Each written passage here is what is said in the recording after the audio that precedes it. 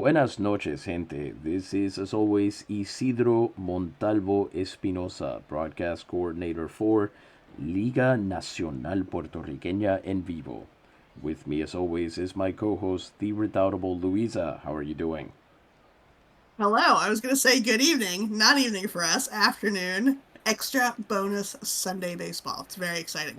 Exactly. And it might very well, if we did our jobs correctly and you are hearing this, it might be good evening for you. And you are also one of the happy few who has chosen, like us, to counter program the Super Bowl. Sorry, Mm-hmm. don't want to get sued. The big game Mm-hmm. by coming to watch some pre recorded playoff games. That's why you didn't hear me say probando, probando, probando, un, dos, tres, all of that. I didn't need to sound test because I knew that we were recording. These are games 2 and 3 of the 1905 Navegadores de Naguabo against the 1905 Guabaleros de Comerío. Those names translate to the Naguabo Navigators and the Comerío Whip Spiders. Immediately lost 3 viewers just for mentioning whip spiders, I'm sure. I love that the detail I know about them, the little piece of trivia is that they are actually scorpions, does not make them any less scary. No, no, it does not. Nor does it make it any less scary that they are completely harmless to humans. Yes, they got those little grabby hands, which is Mm-hmm. unnerving in a insect or arachnid or whatever scorpions are. Wait, are they arachnids? They are arachnids. Okay. At any rate, this is a playoff game happening in the Liga Nacional Puertorriqueña, and if any of that random Spanish really kind of threw you off, don't worry about it. We are going to cover all of it over the course of the next 2 games. We were hoping that these games would be playable in one pitch mode. The replays were not stored in that fashion, which is frankly my fault as the person who's in charge of this. So we are pretty much just going to let the game run in the background and commentate on it as we go through. Again, we know the outcome of both of these games. You can probably guess some of it just looking at the around the screen right now. But we also wanted this to be a bit of an introduction to the LNP for those of you who maybe haven't watched a broadcast before. I will have posted this in the Out of the Park Discord when it starts. Uh, there are multiple ways that we'll probably have reached out to you and let you know that, hey, we're going to be doing this. And over the course of the game, you're going to get to know what a typical Liga Nacional Puertorriqueña stream sounds like, what it looks like, and all we can promise is that it usually is even better than this. Uh, Mm-hmm. Over the course of the game, Louisa is going to be beyond providing commentary. Again, we have a full time we have a woman as a full time broadcaster, which is already sadly exceeding the very low bar for professional baseball. Yep, that's right. Louisa is going to be doing ad reads from a real newspaper. We'll get more into that in a minute. And we are also going to have some questions, Mhm. which I'm sure you also have, about what even is any of this. We're going to hope to answer those over the course of this game and the next. Yeah, I think the first question, the big one for you, the architect, is what is the LNP? It's true. I am also a bearded German guy with white hair. I founded the Matrix, but no. In all seriousness, the Liga Nacional Puertorriqueña is a professional baseball league in Puerto Rico, hence Puertorriqueña.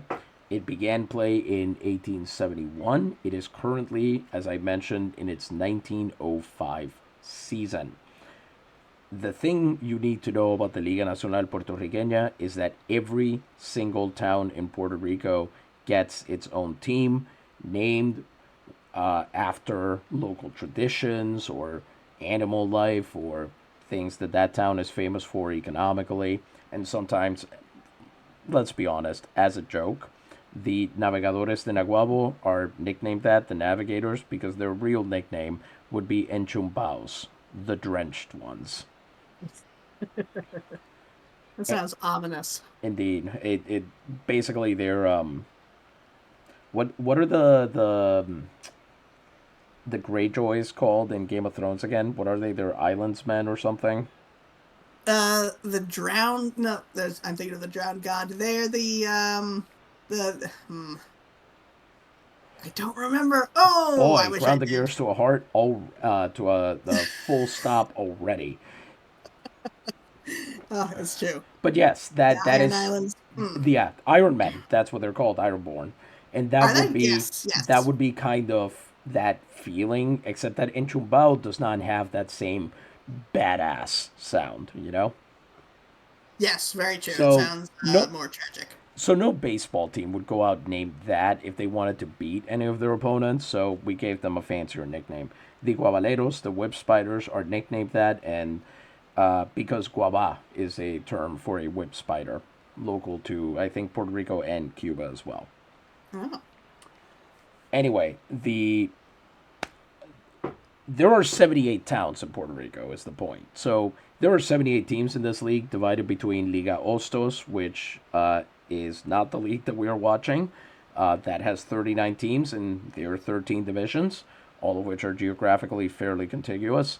And then over here, we are watching the Liga Betances playoffs. Each of those is named after one of the great Puerto Rican patriots, Eugenio Maria de Hostos and Ramon Emeterio Betances. They are named because Betances was born in Cabo Rojo, which is a town in that league. Its team is in that league. And Hostos was born in Mayagüez, and the Mayagüez team is in the other league. Over the course of the playoffs, 32 teams, 13 division winners, and 3 wild cards, of which the Guabaleros are one. The Navegadores won their division and are the number 1 overall seed, will be whittled down to a champion for Betances and a champion for Hostos, who will then meet to determine the national champion of Puerto Rico for 1905. This is the first of 5 playoff rounds. Playoffs begin in mid-October, the same as they do in Major League Baseball.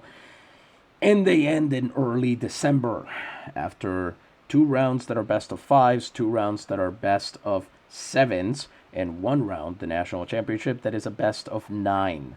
So you can truly say that the team with more depth and, frankly, fewer injuries is usually the one to win the national championship. There have been very few lucky quote-unquote winners. Yeah, the team that gets the most points, they're going to win this whole series. You know, keys to the game here, I think, for the Navegadores and the Guabaleros, score more runs than your opponent. I think that is the main thing that they have to do. Yeah, but as you always say, the trouble is the other guys. They're always up to something. The hard part of being a baseball team is that the other team is always doing something, for sure. It's true. Anyway, what do you say we get started before we officially go down to the field and just let her rip? We need to have the first of our ad reads for this game and for this broadcast. Once again, I want to emphasize these are real advertisements drawn from a real newspaper, and I always feel like I'm saying a dramatic reading of a real breakup letter from a real person. That's right. But the Boletín Mercantil de Puerto Rico, into English, the Merchant Bulletin of Puerto Rico, was a real newspaper, pardon me, that serendipitously began publication in 1871, the same year as the founding of the Liga Nacional Puertorriqueña. When I found this out, I mean, I couldn't help but bless my luck. How crazy is that I get to do both of these projects starting at the same time? And this was the Puerto Rican middle class's connection in a lot of ways to the outside world. It advertised goods from all over the world, steamships, telegraph lines, everything that communicated and connected. And Louisa is going to embody these ads for us over the course of the next 2 games. And you are going to get to find out a lot about how people in the 19th century thought you stayed healthy, were productive, how perhaps professional class people got ahead in life. And this is our most famous sponsor. Louisa, who am I talking about? They've been with us from the beginning. This is Dr. Gonzalez Wood Tar Liquor. Folks, 50,000 patients have been cured over 10 years with it. Chronic colds, rogue coughs, abundant chest discharges, asthma, bronchitis, and other respiratory ailments have all been cured by it. It helps with both consumption and bladder catarrh, which is inflammation. It purifies overhumored blood, and it whets the appetite for fattening. Not to be confused with other Dr. Gonzalez wood tar liquors, except no substitutes. And, of course, it's sold in all good pharmacies, especially San Juan's own Farmacia Guermetti at the corner of Calle de San Francisco and Calle de la Cruz. All right, it's just about time to get started. We are here at the Navegadores' home park of La Timonera, Spanish for the wheelhouse. We thought that was pretty appropriate. I love that. Attendance of nearly 5,000 souls on hand in a park that normally tops out at 3,000. So we're not sure where the extra capacity is, but it is, in fact, standing room only at this park. Oh, that's exciting. It is rainy out, 31 degrees, wind blowing out to center field, so Graham Underwood out there, the reigning Acutissimo, that is the defensive award, though he has struggled this year a little bit, is going to have to watch for those fly balls coming his way. The lineups tonight, first for the visiting Navegadores de Naguabo. We begin with leadoff hitter and right fielder number 53, Gilberto. Now, I must say, sorry, those are not the Navegadores. Those are the Guabaleros. Yes, they are. Thank you. For the visiting Guabaleros de Comerío. Batting first, and God damn it. Okay. Thankfully, I think I can cut this later, but sorry, I didn't want to throw you off, but I knew you'd want to catch that. Yes, thank you. No, I appreciate it.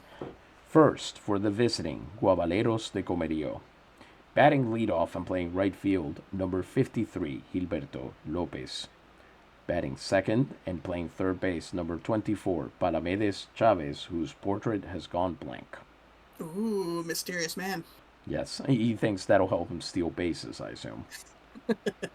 You can't prove I was there. Yeah. Batting third and playing left field, number 21, Turlo Ureña. For those of you wondering, yes, he is Irish and Cuban. And single. Great. Ooh. Batting fourth and playing second base, number 13, Simonides Resendes. Batting fifth, the designated hitter, number 6, Aiden Gibson. Batting seventh and playing center field, number 1, Orlando Gonzalez. Batting seventh and catching, number 31, Berengario Aguilar. Batting eighth and playing first base, number 2, Natanael Soto, nicknamed El Promedio, which is Spanish for the average man. For those of you who are familiar with Out of the Park baseball, you can see that his rating has nothing to do with that. And batting ninth and playing shortstop, number 27, which I know is a number you would like. Absolutely. The Cuban, Florencio Medrano. And now the lineup for your beloved Navegadores de Naguabo. Batting leadoff and playing first base, number 16, Rob Feaster. The Grackle. Batting second and playing second base, number 4, Etaoin Shirtlu. The Font of Wisdom. Batting third and playing right field, number 56, Frank Del Castillo. Diablo Rojo. Batting fourth and playing left field, number 37, Vidal Santiago. The Barber. And quite appropriately, as he's changed his facial hair twice in one season. I love that. Unprecedented. Batting fifth and playing third base, number 12, Wally Bach. The Human Ripcord. Batting sixth and playing shortstop, number 6, Benigno Valdez. Benji. He looks like he's very worried about something. He really does. Batting seventh, the designated hitter, number 18, Declan Milne. I was going to say, the man with no nickname, but also man with no portrait today, so. Yes. But his bat does have a nickname, if you remember. Yes, What do we call his bat? his bat is the 100-acre wood. And there are two of you, conservatively, who got that joke. Batting eighth, the center fielder, number 27, Graham Underwood. Ham! And batting ninth and catching, number 0, Spike Stonehand. Now here's a man with no nickname because he needs no nickname. That mustache is nickname enough. Mm-hmm. Pitching for the Navegadores tonight, it is number 74, Jan Pajkos, the first player of full Slovak nationality, the second with any Slovak ancestry in the Liga Nacional Puertorriqueña. He goes up against Lopez, and we're just going to let this roll. Here goes nothing. Pajkos launches one through, and it is, let's see here, it's taken for ball one, a fastball. Second pitch to him is flown out to left field, but it looks like that one is going to go foul. Santiago watches it fly. Oh, interesting. That first pitch kept going, but not this one. Wonder what's up with that. Lopez fouls off the next one. Not a whole lot of Guabaleros fans in the crowd, it seems. No, I mean, there are some turquoise shirts. I am seeing them, but not as many as you would think. And they're not that far away, but they are up in the mountains. Oh, there you go. They're all in the right field bleachers. Ah, the nosebleeds. Mm-hmm. They're 2-2 next to the count. grotto, though, which I love. I love Latimanero's grotto. What is happening right now? Ooh, the game knew I wanted to see the grotto.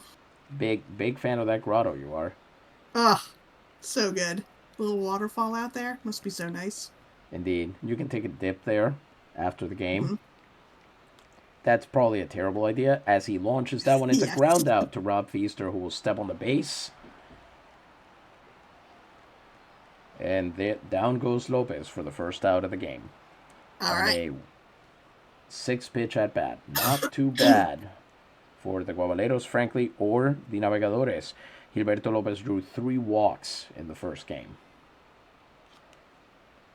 Palamedes Chavez comes up next, and he takes the first pitch for a ball. Second pitch goes by as well.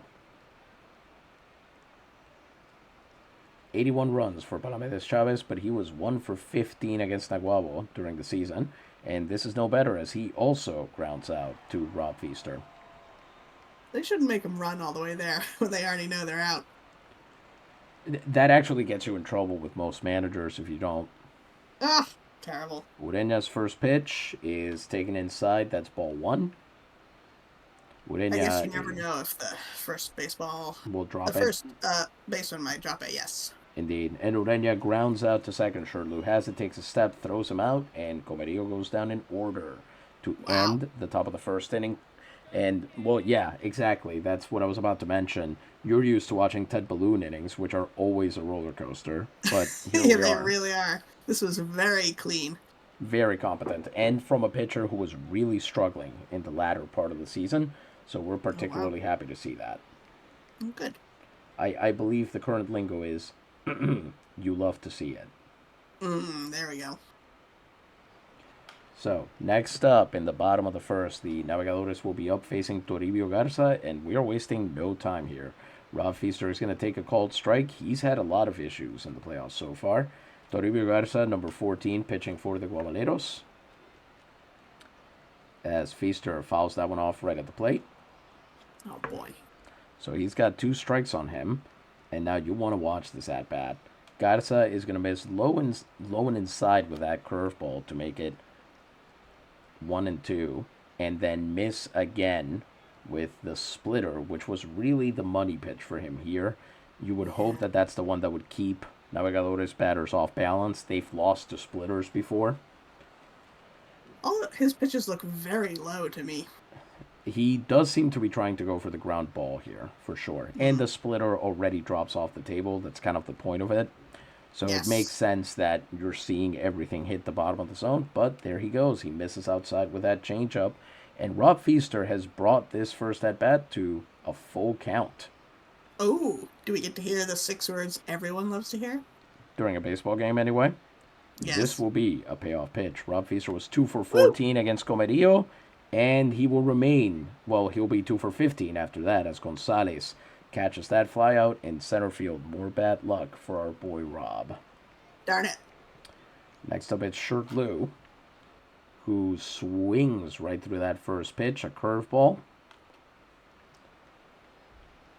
Garza, a mid-season acquisition for the Guabaleros. He was a free agent, and they could have signed him at any time, but they apparently thought that they would be fine, Ugh. despite the fact that most predictions did not have them making the playoffs. And Shirley lines that one into the corner in left field. Left fielder Teams always Urena. think they're fine if they don't have to spend any more money. Very true. Urena has to hit the cutoff man, and that is a stand-up double for Eto and Shirley. Ooh. A hit in the first inning is good, certainly for these Navegadores, and it will bring up Frank de Castillo, who has been one of their most dependable bats, and this year finished top 5 in wins above replacement in Liga Betances. Cutter misses low and inside. I think the Navegadores are the only team to have 2 players across the entire Liga Nacional Puertorriqueña in the top 5 in wins above replacement. Wow. Impressive. Appeal denied on that. Splitter, 2-0. And Garza misses again. You do not want to give Frank del Castillo anything to hit, but this might be taking it to its ultimate extent. He is first in runs scored with 129, fifth in runs batted in with 111, and now he's on first base after getting a walk on 4 pitches from Toribio Garza.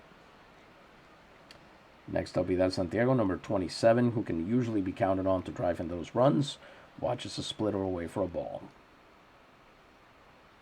He hit almost 300 this year, 86 runs batted in. That's a line drive, but that is a better catch from Oscar Gonzalez, or actually Orlando Gonzalez. I think I'm confusing him for his brother, who makes the catch out there in center field. Makes you wonder if they have any other O-named siblings. Yes, that is definitely what modern American baseball players would have, or Yes. what is it? The Odor family, who I think are, I don't remember their nationality, I should say. They have a number of names that they go back to. Interesting. Here comes Wally Balk, who had himself a great series in the playoffs here, and you're about to watch a great at-bat with 2 out and 2 on. So we're just going to see if this will run. This is a difficult at-bat for somebody like Wally, who likes to swing as he takes a called strike and checks his swing just in time on that changeup, 1-1. Fouls that one off. That could have been dangerous if the first baseman, Soto, had been slightly more on the ball. But instead it's a foul ball, and the rest of this is a 2-strike at-bat by Wally, as the catcher has to go try and catch that one in the audience. But it goes into the upper deck instead. You can see him there. Aguilar staring down the Naguabo fans who are shifting in and out of reality. This game decides whether or not they get to exist. Changeup hits the dirt, 2-2. Wally once again fouls another one to stay at 2-2, forcing pitches out of Garza. Garza, along with Irish pitcher Manny Smith, joined the Guabaleros in something like the 3rd week of the season, as he holds up on the splitter and stays. This is a full count once again, so payoff pitch coming in, and Wally Balk lances it through the right side. Frank de Castillo does not stop at second, goes for third, and that forces Shirley to get going home. The Navegadores will score first on a Wally Balk RBI single. Nice. It's exciting. Do these fans seem weirdly angry to you about how that went? Yeah, maybe they got a lot of money riding on the game. They're just muttering angrily. They're never able to relax. Possibly, yes. That does seem like baseball fans. Mm-hmm. Here comes Benji Valdez, who also had a tough series. Comes up with 2 men on the corners and 2 outs. I do think that they were hoping. Benji Valdez, by the way, only man to win, only player in LMP history to put up 10 wins above replacement seasons, 3 seasons in a row, and here he flies out to Urena, who makes the running gab out there. that was a tough play, and Benji will probably be kicking himself over that one. He certainly wanted to bring that run in, but honestly, I don't know what else he could have done. A line drive like that should have ended up at the wall and bouncing off of it and driving both runners home. But Turtle Ureña is just such a good defensive left fielder. There's just nothing they could have done there. Makes sense. Top of the second, Jan Paicos will face Resendes, Gibson, and Gonzalez to get started. Would you mind moving that mouse pointer on the screen, please? I don't even know where it is right now. Oh, there it is. It had thanks. vanished on my screen, which is interesting. Ah. Screwball taken for a strike. He checks a swing in time on the fastball there. I love those mint green shoes. The Guabaleros have, I want to say, a top 5 uniform in this league. Orange, mint green. Basically just, what if toothpaste were slightly cheerier uniforms? Oh, I do love it. It's a challenging look. Those colors, they clash to the eye, but then you look again, you're like, but I like both of them, and I like how they interplay somehow, so I'm attracted to it while also being put off by it somehow. Amazing. It's a little bit like if a creamsicle had pistachio in there for some reason. Oh boy, there's a bad Tough idea. thought. Yep. No one said it was good. Anyway, that is ground out to third base, and Resendes is thrown out across the hallway. Paicos here is going to have a battle against Aiden Gibson, one of the better pure hitters in the game over the last several years before he went off to Comerío. In part of the Vega Alta fire sale, the Martilleros have basically sold off all of their big stars to other teams in return for prospect capital. 3 straight balls for Jan Paicos against Gibson. He's got to come in with this one, and he gets exactly what he wanted, a foul ball there, establishing that Gibson is still going to swing. That should have been the gentleman's strike, but he got fouled off. Yeah. And now that he's back in this at-bat, there goes center field, and there is Underwood. Woo! Took account of the wind there and sprinted to be there in time for the ball. Next up, it's going to be Orlando Gonzalez. Aguilar waiting on deck as Gonzalez swings right through that first screwball. Paicos, a screwball pitcher, one of the best in the league with that pitch. Had a lot of trouble in the late season. Could not seem to get easy outs anymore. And there goes the no-hitter as that is lined through the infield. It'll be a simple single. Gonzalez now 3 for 13 against Naguabo, we have to imagine. And you can hear the Naguabo fans letting Paicos have it because they have grown too used to success in the playoffs. They're ungrateful. That's the problem. That's right. With a man on first and 2 outs, here comes Berengario Aguilar, who watches that changeup in there for a strike, iffy strike, but sure, why not?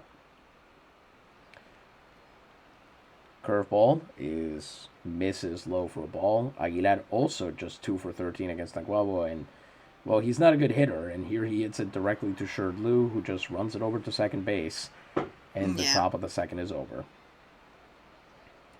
Nice. They get the hit, but the Navegadores remain ahead, and now Toribio Garza has to pitch from behind and try to hold this at a 1-run lead.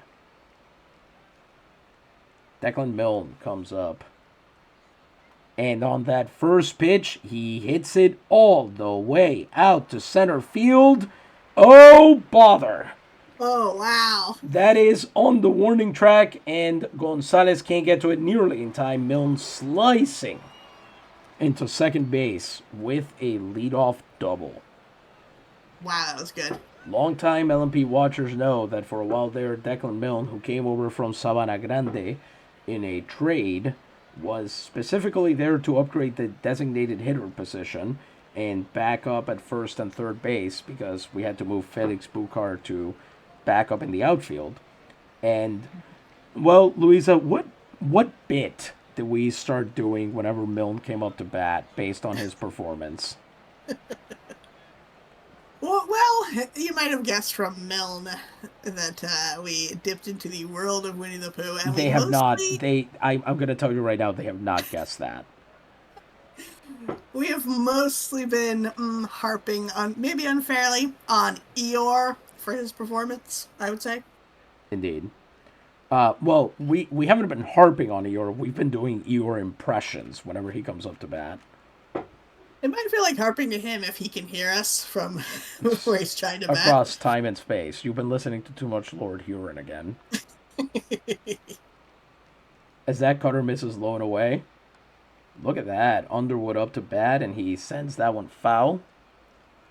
A cutter that time, 1-1, with a man on second and nobody out. Underwood gets the lucky wind blowing in the opposite direction from where it should be. But it goes foul again. Every time. Their approach here against Garza is actually remarkable. They're doing a very good job of sort of forcing him to throw these pitches. This is not what they're usually like, so we're pretty impressed. Yeah, they're making a lot of contact. Slider misses for ball two. And it should be said, this is partly because the Guabaleros have one real pitcher. As they foul off that cutter, 2-2. They have Urbano Reina, and everybody else is kind of chopped liver in that rotation, comparatively. There are teams where they would be better pitchers. My beloved Reyes, for instance, could sure use them. Yeah, a lot of teams, it seems like their weak spot is not having a good rotation of pitchers. Although I know that's getting better across the league.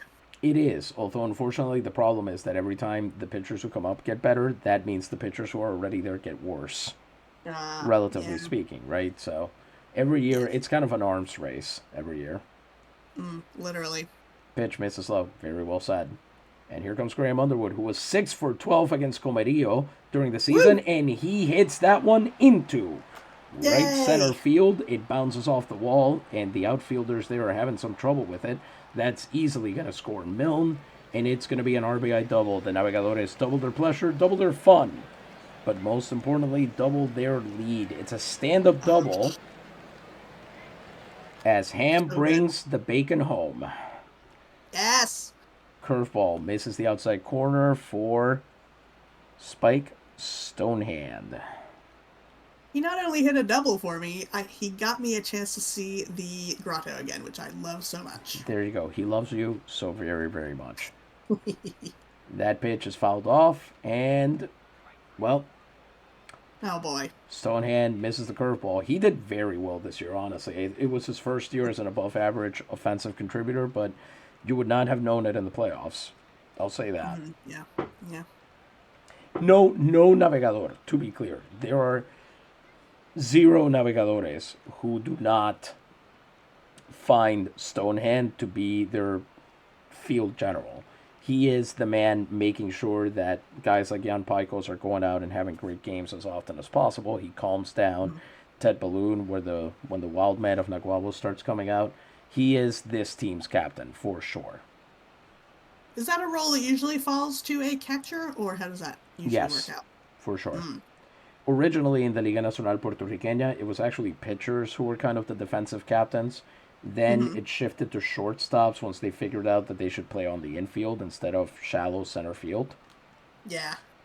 And now for a lot of teams, especially a team like the Navegadores, catcher really takes that spot. Here comes Rob Feaster, who is watching a called strike there. And Graham Underwood just running for third and easily getting there before the throw. Nice. I believe that is his 4th or 5th stolen base of the playoffs. He's somewhere in there. I love a stolen base. Feaster fouls off that one. Pardon me there. And he will also strike out swinging. Back-to-back strikeouts for Toribio Garza. And normally this will not be embarrassing, but in this context, it kind of is. Make some contact, you guys. We started this half of the inning so strong. Indeed. Here comes Eto'o Shirley, man at third with 2 down. Can Shirley get him home as he watches a slider go by for a strike? Curveball misses low, 1-1. And that cutter also misses low, 2-1. Low with the cutter once again, 3-1, and gets it into the zone. A called strike on the splitter, so this will be a payoff pitch. Woo! What can Shirley do? The answer is pop it up. Oof. It sounded good, but it's shallow, huh? Yeah, that's a real can of corn there. Yeah. Easily picked up by Chavez. He makes the catch, and we're through 2 innings. Naguabo gets a run and 2 hits, but that's a run the Guabaleros don't have. They are now up 2-0. All right. Can I ask you another question? Yes, you can. I'm not even going to hit any key or click mouse to continue, so I'm not freaking out. Very good. Now, you've told us the LNP's history, their foundation. Where does that timeline diverge from our own? I would love a timeline. I Yeah, love that'd lines be already. great. Citrus is amazing and tropical. And then on top of that, if it had the power to travel through time, even better. Yeah, you can fight scurvy and you can do small amounts of time travel per lime. That's right, The yes. perfect fruit. Mm-hmm. Really, if you think about it, if it reverses scurvy, then in a way you are time traveling backwards to before you had it. Yeah, when you still had teeth. Yep. Or, bones. Anyway, that's what scurvy does, right? It can, yeah. It removes calcium. Yeah, Yeah. yeah. Oof. Yeah, terrible. At any rate, But apart from all of that, so I know that it is a Francis Spufford in Cahokia Jazz says that it is a point of honor for alternate history writers to just naturally insert the point of divergence in their dialogue, but he could not figure out a way to make that happen in his book, and I kind of take that to heart because we basically never mentioned this. The Liga Nacional Puertorriqueña is founded in a Puerto Rico that has become free via rebelling against the Spanish in 1868 in Lares, which is an uprising that happened in our history. But the two divergences here are A, the foreign minister of the Republic of Puerto Rico during the rebellion, the revolution, the war of liberation, whatever you want to call it, Segundo Ruiz Belvis, in our reality, went to Chile to try and drum up support for the revolution and died of some sort of illness that he had suffered from while he was there, which suddenly just kind of burst, basically. In our reality, for whatever reason, he was able to find some kind of treatment while out there and he survived, which means that there was a lot more support from the rest of Latin America for Puerto Rico rebelling against the Spaniards. And second, in our reality, Betances, living in the Dominican Republic at the time, tried to get a ship full of weapons and even troops, possibly, to Puerto Rico in time for the Lares uprising. The Spanish contacted the Dominican Republic and had the ship impounded. In our reality, again, for whatever reason, we don't need to get into it, this did not happen. And so the ship made it there. Between these two things, the Puerto Rican Revolution was done with the aid of what was called the Battalion of the Antilles, a number of troops from all sorts of Caribbean and Latin American countries that sort of showed up essentially for the promise of living in a free Puerto Rico. yeah. And once the Puerto Ricans lasted long enough, Italian revolutionary Giuseppe Garibaldi, who really did make a career out of fighting for other revolutions around the world, joined the fight with his alpinisti, his mountain climbers, who would prove to be key in the Eastern campaign of the revolution. During this War of Liberation, the under foreign minister, who did eventually replace Ruiz Belvis when he did get sick again, Matias Brugman, who in our reality died by firing squad after the uprising. In this reality, he would travel to the United States and he attended a ball game and he took notes, basically, on what this game was. They were imperfect notes, which explains a lot about Puerto Rican baseball, but here we are. And when he returned to Puerto Rico, he sort of started pushing it as an element of national identity. He knew that the island would be divided between people who had benefited from Spanish rule and people who had been deeply wounded by it, that there were regionalisms that needed to be overcome, and his suggestion was, this is a game that the Americans are playing, basically, and why don't we institute it as part of our cultural practice? And he encouraged the army to pursue it. They started developing multiple versions of it. The capital in Mayagüez had one version. In Ponce, the Red Lions had another version. There was a third played on the beaches of Arecibo where the fields had to be very short because you could basically see the Spaniards from the improvised ball fields Oh, wow. at the beachhead. And when Puerto Rico became, it was ultimately clear that the Spaniards were just kind of getting tired and were not going to be able to continue this fight up much longer. By this point, they had lost an admiral. His ship had been shot in Maunabo, in the actually just a few dozen miles from where we're standing right now. Oh, wow. His ship had been shot by cannon, and he'd been killed in that battle.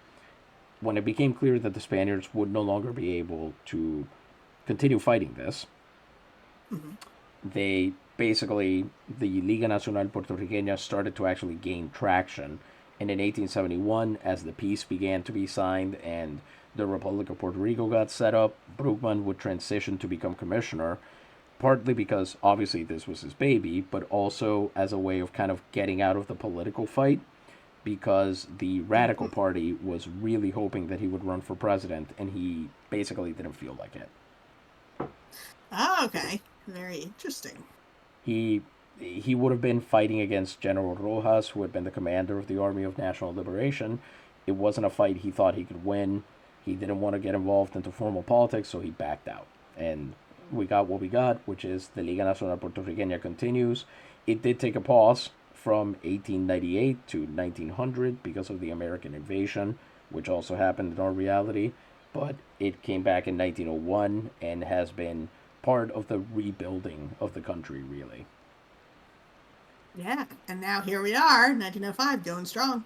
Indeed. And it's the top of the third. Picos against Soto as he misses inside with a curveball. Normally we go a lot deeper into each pitch, each thing that happens during a game, but as we mentioned, this broadcast is kind of wearing two hats, and we don't want to be here for 3 hours because that's when the actual big game is starting. Uh-huh. So we're going to try to keep our foot on the gas here and just comment on it when notable things happen. As you can see here, Jan is finally getting one of his full counts. So we'll have yet another payoff pitch. And we don't. He fouls that one off. Nathaniel Soto, former two-time MVP. We call those Ilustrísimos when he played for the Isabela. And there is another flyout. Look at that dive! Oh, did he get it? A line drive to center field, and Ham Underwood comes up with the ball. Woo! Here comes Florencio Medrano with the bases empty and one out. The Cuban shortstop. The Guabaleros really showed that they were taking defense seriously with bringing him on. They had not really done that, and most of the guys that they put at shortstop in the 1900s had been terrible at the job. Mm-hmm. Medrano, on the other hand, can't hit, so you can see there he flies out straight to Sherlew for the second out. As Lopez checks his swing in time. And this is going to be a rather long at-bat. I will spoil it for you that it also runs to a full count. There will be multiple foul balls. I got to say, for a right fielder, 53 is a tough number. It's and I'm saying tough in the sense the teenagers use it these days. It's a cool number. Why? Because it's a higher number? Yeah. 53 is a bullpen pitcher's number.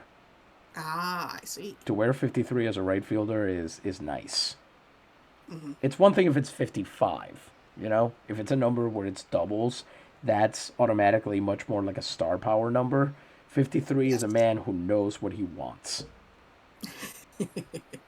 And Gilberto Lopez wants a pitch to swing at. That's what he wants. And he didn't get it, so he'll take his walk. That is his fourth walk in something like 6 at-bats in this series. Wow, so he's got a good eye. He has the best eye in the league, possibly. Ooh. And what he doesn't have is good judgment on when to run to try and steal the second, as he gets caught by Spike Stonehand working with Picos, and that walk is all they're getting.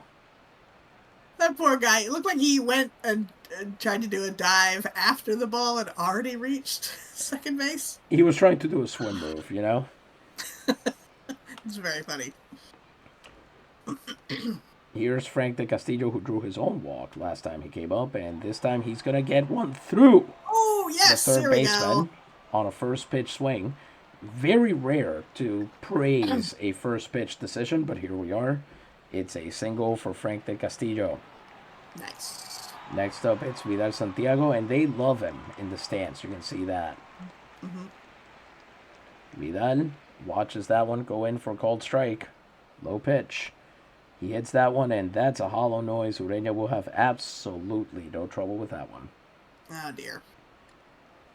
Vidal not having the greatest playoff series of his life. I'll say that. And neither is Frank de Castillo, who, of course, is just laid out to die at second base. Brutal. Oh, he brought that upon himself, even. He really did. You cannot blame anybody but him. Here comes Wally Balk, who's 1-for-1. Legitimate Stadius Illustre candidate as he lines that one into mid-left field and makes it to first easily. Wally, great defenseman, great power hitter for the era. He had, I believe, 17 home runs this year. Wow, that's impressive. I might be off by one. Nope, I was right on the money, 17. Nice. This year, there were two Navegadores, to have over 10 home runs on the year. If that has ever happened before, it has not happened since the 1890s. Incredible.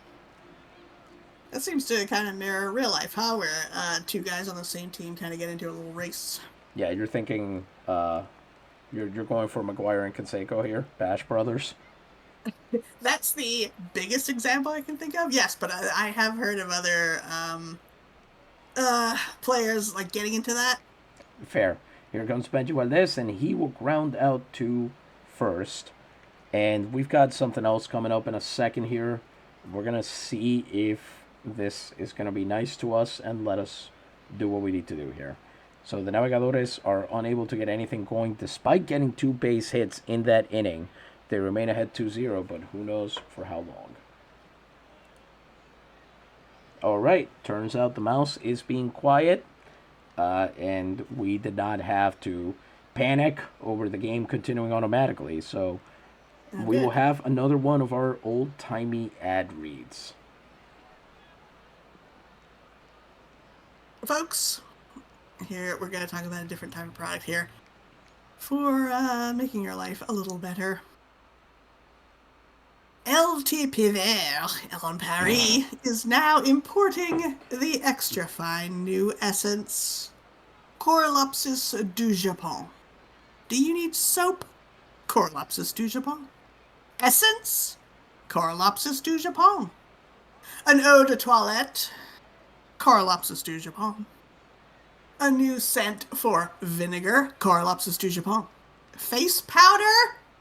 May we suggest Corolopsis du Japon? Brilliantine? Corolopsis du Japon. Oil of unclear use? Corolopsis du Japon. Also usable as a pomade. That is legitimately my favorite commercial we ever read on this show. It's so good. I do like that it's very historically accurate in that at the time, you did buy an essence, a fragrance, and then you personally added that to your homemade soaps, shampoos, powders, and things so that it was your signature scent. It became the one you used for all these things because you had to add it yourself. It's like when you layer multiple types of the same ingredient into a dish. You layer multiple types of Corolopsis du Japon on your body. Exactly. The perfect idea. Amazing. Yeah. I will say, this is interesting to me because I always thought when I was reading and translating, to be clear, these ads have to be translated from Spanish. It struck me that they specifically shouted out the versatility of it and all the different uses because it made me think, okay, so maybe this is your competitive advantage. This is your selling point, that you can use Corolopsis du Japon on so many things. Also, I am now realizing that it makes a pretty good, I don't know if the word is minced oath, maybe replaced oath. Like instead of saying an actual swear word, just Corolopsis du Japon has a pretty good euphony to it. That sounds like something you could yell. Yeah, it does. It does. It has a lot of really good syllables in there. It sure does. But by the way, if you're not familiar with it, botanically, this is an Asian witch hazel, which is a very pretty flower, and I don't know what it smells like, and it kills me to read this ad and not know. But maybe one day I'll find out. So is that different from the witch hazel that's in something like, say, tiger balm? I am not sure. I know there's several ornamental varieties, so the flowers look different, but I don't know if the essential oil would be that different or not. Because tiger balm smells great. And I say that as somebody with not much of a nose. Okay, it's the top of the fourth inning. Jan Picos facing, let's see, Chavez, Ureña, Resendes. Having a good time out there. Maybe he just needed a few days of rest in a row. As he gets a pop-up in foul territory, Wally Balk running almost to the audience, and he's got it out there. And the Sapphire and Gold, number 12, catches it. Here comes... Could you do that quicker, please? Thank you. Ureña. Picos has... The play-by-play is being very mean about this. Says Picos has yet to record a strikeout.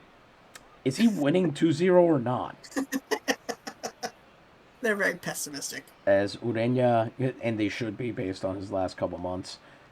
I know I keep mentioning it, but it really was striking how effective he was and then kind of how the wheels fell off as the season went on. And Ureña grounds out to first base. Feaster unassisted, as he is almost certainly a lock to win the fielding award at first base in Betances, which was not a thing at the beginning of the year. There was every possibility that he would fail in that quest as Resendes takes ball one. Those minty shoes. Lines that one into left field, and Vidal Santiago is out there. By the way, I'm noticing that my voice is in worse shape than it was supposed to be for this. You'll have to pardon me. It's been a very long week, and I've had to do some work stuff basically that I normally don't have to. So I basically I slept less than I usually do, which is saying something. Top of the fourth. Fair enough. Top of the fourth is over. Here comes Declan Milne, who of course impressed us all with that double, and ended up scoring the first run of the game on a Graham Underwood following double. Garza here, just throwing pitch after pitch, seeing what he can get past him. Yep. They're in Underwood specifically getting Milne home. I feel like there's a Piglet joke involved somewhere in there. Ah, yeah, there must be. I don't know what it is that isn't insulting, is the problem. Yeah, that's fair. I really wish this game would decide, as he chops that one foul, when it's going to automatically play the next pitch and when he won't. That's not taking turns? That's not me controlling that. Yeah, that's the game alternating. As Milne grounds up to Medrano, who is having a pretty surprisingly good game. You'll see why I'm saying surprising if we ever get to the next game. Cutter for strike one. Underwood had a pretty good season this year, but struggled mightily for the midsummer there. Kind of like reverse seasonal affective disorder. Ah, it's a shame. As the weather got slightly cooler, he started getting better. And that is a pop-up foul this time. Aguilar will have it. It's out number 2. Here comes Spike Stonehand as last chance to extend this inning. Swings at that first pitch, and it's a bouncer to third base. He will close it out. Tosses over to first. And that's out number 3. We're through 4 innings. The Navegadores remain ahead 2-0. Picos faces Gibson, Gonzalez, and Aguilar to open the 5th. This is... I'm going to tell you this. We are nearing the end of the boring part of the game. Let's put it that way. Oh, interesting. I thought maybe we already saw all the excitement with those 2 runs. Yeah, I'm because I know that people know that this is pre-recorded. I want to make sure that you understand. We're saving. We're keeping our powder dry here, so to speak. As Gibson, this is very exciting for me because I do not know the outcome. Exactly. So let me ask you this. Temperature check right now. How confident do you think the Navegadores are going to pull this one out? I am very confident. This might be foolhardy, but two right up top, I feel like they've got this. They are playing a good game. Fair enough. As Paikos, that is lined, but it's once again to Valdez who makes the throw over to first, and it's two successive groundouts to him. Wow. Next up, it's Berengario Aguilar, who is going to have a nice little at bat. I love catchers in this league because even when they're bad at hitting, something, maybe the fact that they have to work with pitchers, so that, they're already used to being in this region of the field. Yeah. They're used to seeing a pitch come in. I don't know what it is, but they all seem to be very screwy hitters. Even if they're not very good, they seem, in terms of their balls landing safely, they seem to put together some great plate appearances. And they're always exciting to watch. Spike Stonehand was exciting when he was striking out 100 times a year. Do you think catchers have a special secret language, so when they're up there next to another catcher, they're giving them little tips? I don't know if I'd call it a secret language, and I would imagine that in Puerto Rico it involves many invocations of each other's mothers, and not in the Justin Timberlake, Andy Samberg way. All right, you know what? That's fair. I was imagining like a magical, the special code of like the hobos of the Great Depression. But no, it is more likely that they would be antagonistic, of course. You're right. If any catchers are watching this, I do not endorse my co-host's description of you as baseball hobos. I just want to be clear about that. I just meant that they would let each other know certain details that maybe you're not quote unquote supposed to, because they felt a kinship being catchers. But I will admit that the catchers are the most likely position on a baseball team to sing Big Rock Candy Mountain. Oh boy, Possibly including that last verse. Yeah, the one we don't talk about. Exactly. Paikos has issued his second walk there to Berengario Aguilar before facing a guy who was famous for drawing walks and popped up foul. To be clear, the reason he was nicknamed El Promedio was supposed to be a joke. He was incredibly above average when he entered the league. Uh-huh. Naguabo remains in the... Nominative determinism, maybe it's coming true. Yeah, well, time and tide wait for no man, and the man is 41. The fact that he's still playing and is reasonably effective is a miracle all on its own. That is true. Here comes Naguabo. Let's see what they've got against Garza this time. Feaster, who during the season led the league in stolen bases, something Navegadores have flirted with over and over again for the past several seasons, but have as of yet been unable to make happen. He was also top 5 in walks, and I believe in runs scored, but I might be misremembering that one. As he fouls off that cutter.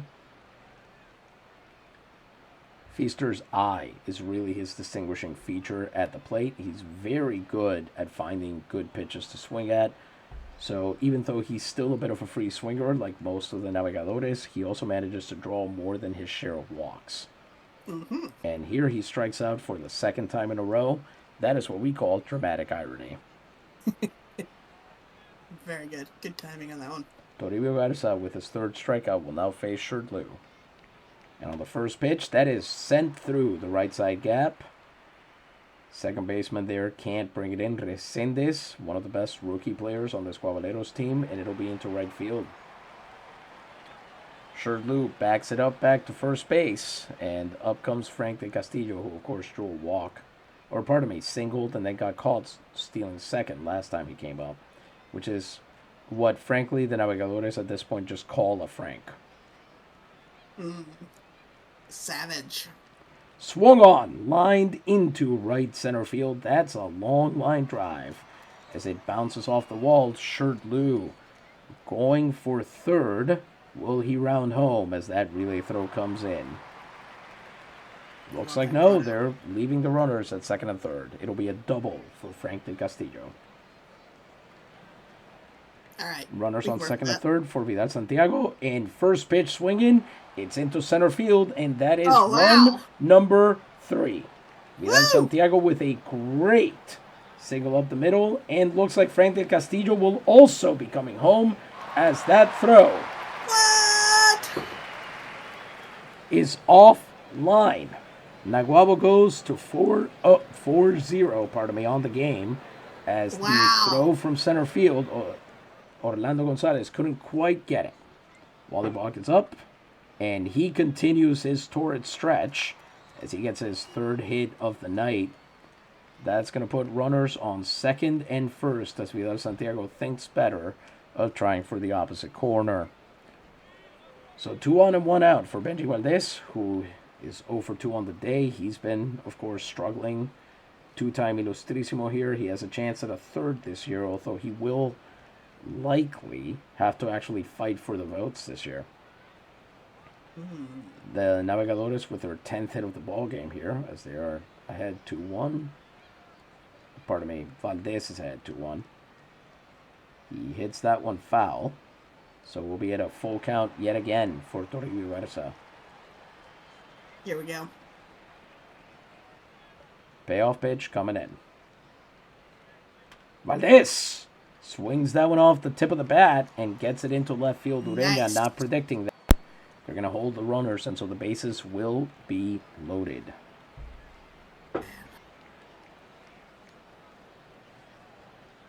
With the bases loaded, here comes Declan Milne, who takes ball 1. Watches that slider land in there, and then grounds out to short. Medrano has it. They're going to throw home, and then they're going to try to get Milne himself at first, but he is somehow too fast. Oh, wow. You So need they're to in a safe understand, position. Declan Milne is not a fast runner. He was huffing and puffing to beat that one out, and glad that he did. The bases remain loaded for Graham Underwood. Let's see if he can get another run home. On him.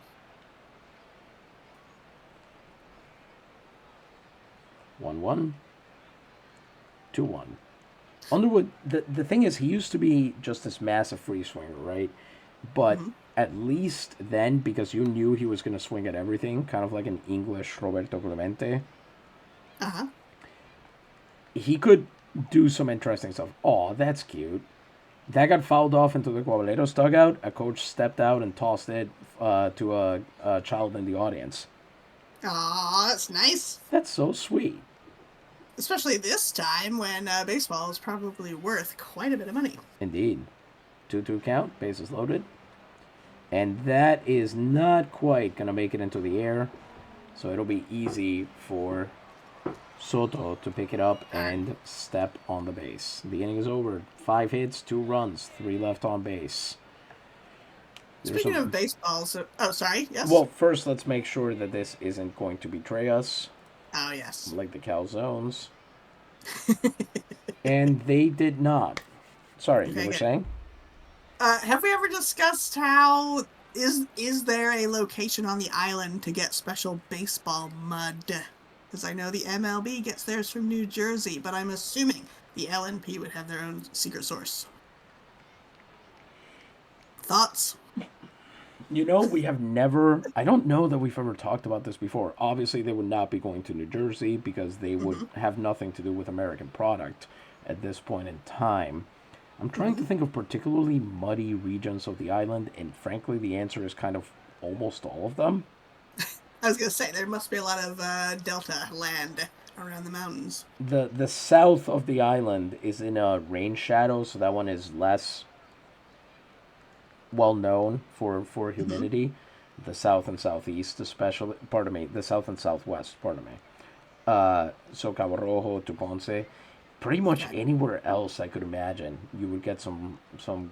Now, would it be good mud to tack a baseball? That I'm not sure about, but yeah, I hear the New Jersey one's in the Pine Barrens, but somewhere near the coast, so it's got some marshland. I feel like you could find an equivalent, but I don't know what it would be. certainly, and that's the tough bit. I'm not really sure, and it would be highly seasonal. So you do have to imagine that during the rainy season, they're kind of just storing away all of those baseballs for the they're making them all, they're preparing them, because at this point I believe the Liga Nacional Puertorriqueña in 1894 debuted its own baseball that was purchased and designed and all that on the island. Ooh, that's exciting. That is actually why Atillo and Calle were big time suppliers to the LMP. Those are cow lands, so that leather was being used to make the baseballs. I can imagine something ceremonial. Like, I know baseballs are double stitched. I imagine that they would have a ceremonial choice of one red thread and one blue thread for the two leagues. Very Something true. like that. Well, I think what they probably actually do is they use red thread in Betances and blue thread in Ostos. That does make sense. And then for the national championship, purple thread. There we go. We solved it. How cute would that be? That would be so Because cute. then you wouldn't need to check, when was this baseball used? You'd know. You'd know which league it was in, and you would know if it was played for the national championship. Oh, I do love that. I love purple, so I think that's a great Same. idea. Yeah, this is a purple supportive booth that we have here. But I also have another question Fire about away. the LNP to get back on track and not talk about mud for a minute. Why? It's not a good movie either. I will take your word for it. I haven't seen it. Why are we following this particular team? Why are we following the Navegadores de Naguabo?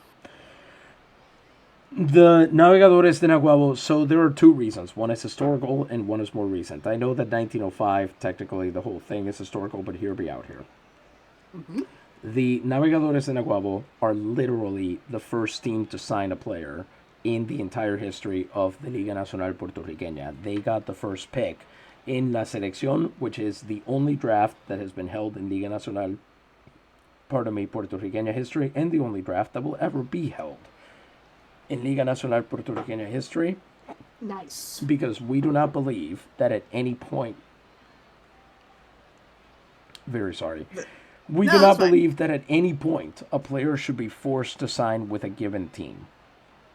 Yes. That was a principle of free movement of labor. That was a principle when the league was created, and so that's how it stayed.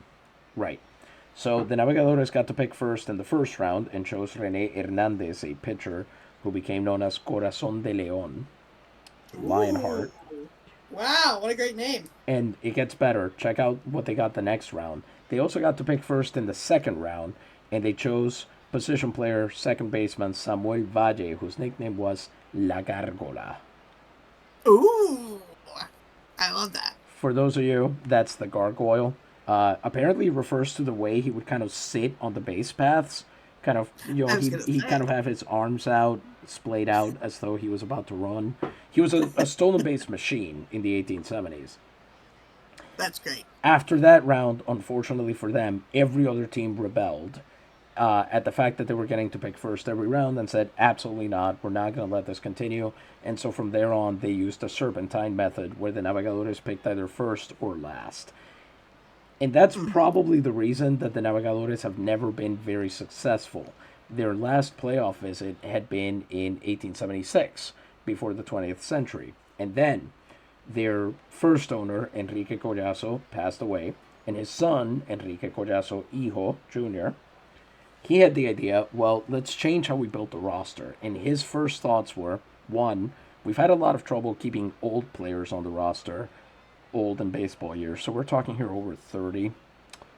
So they're in their decline. That's a bad idea. So he instituted a rule that once players hit 30, with very, very specific exceptions, i.e., does he like you, you do not stay on the team.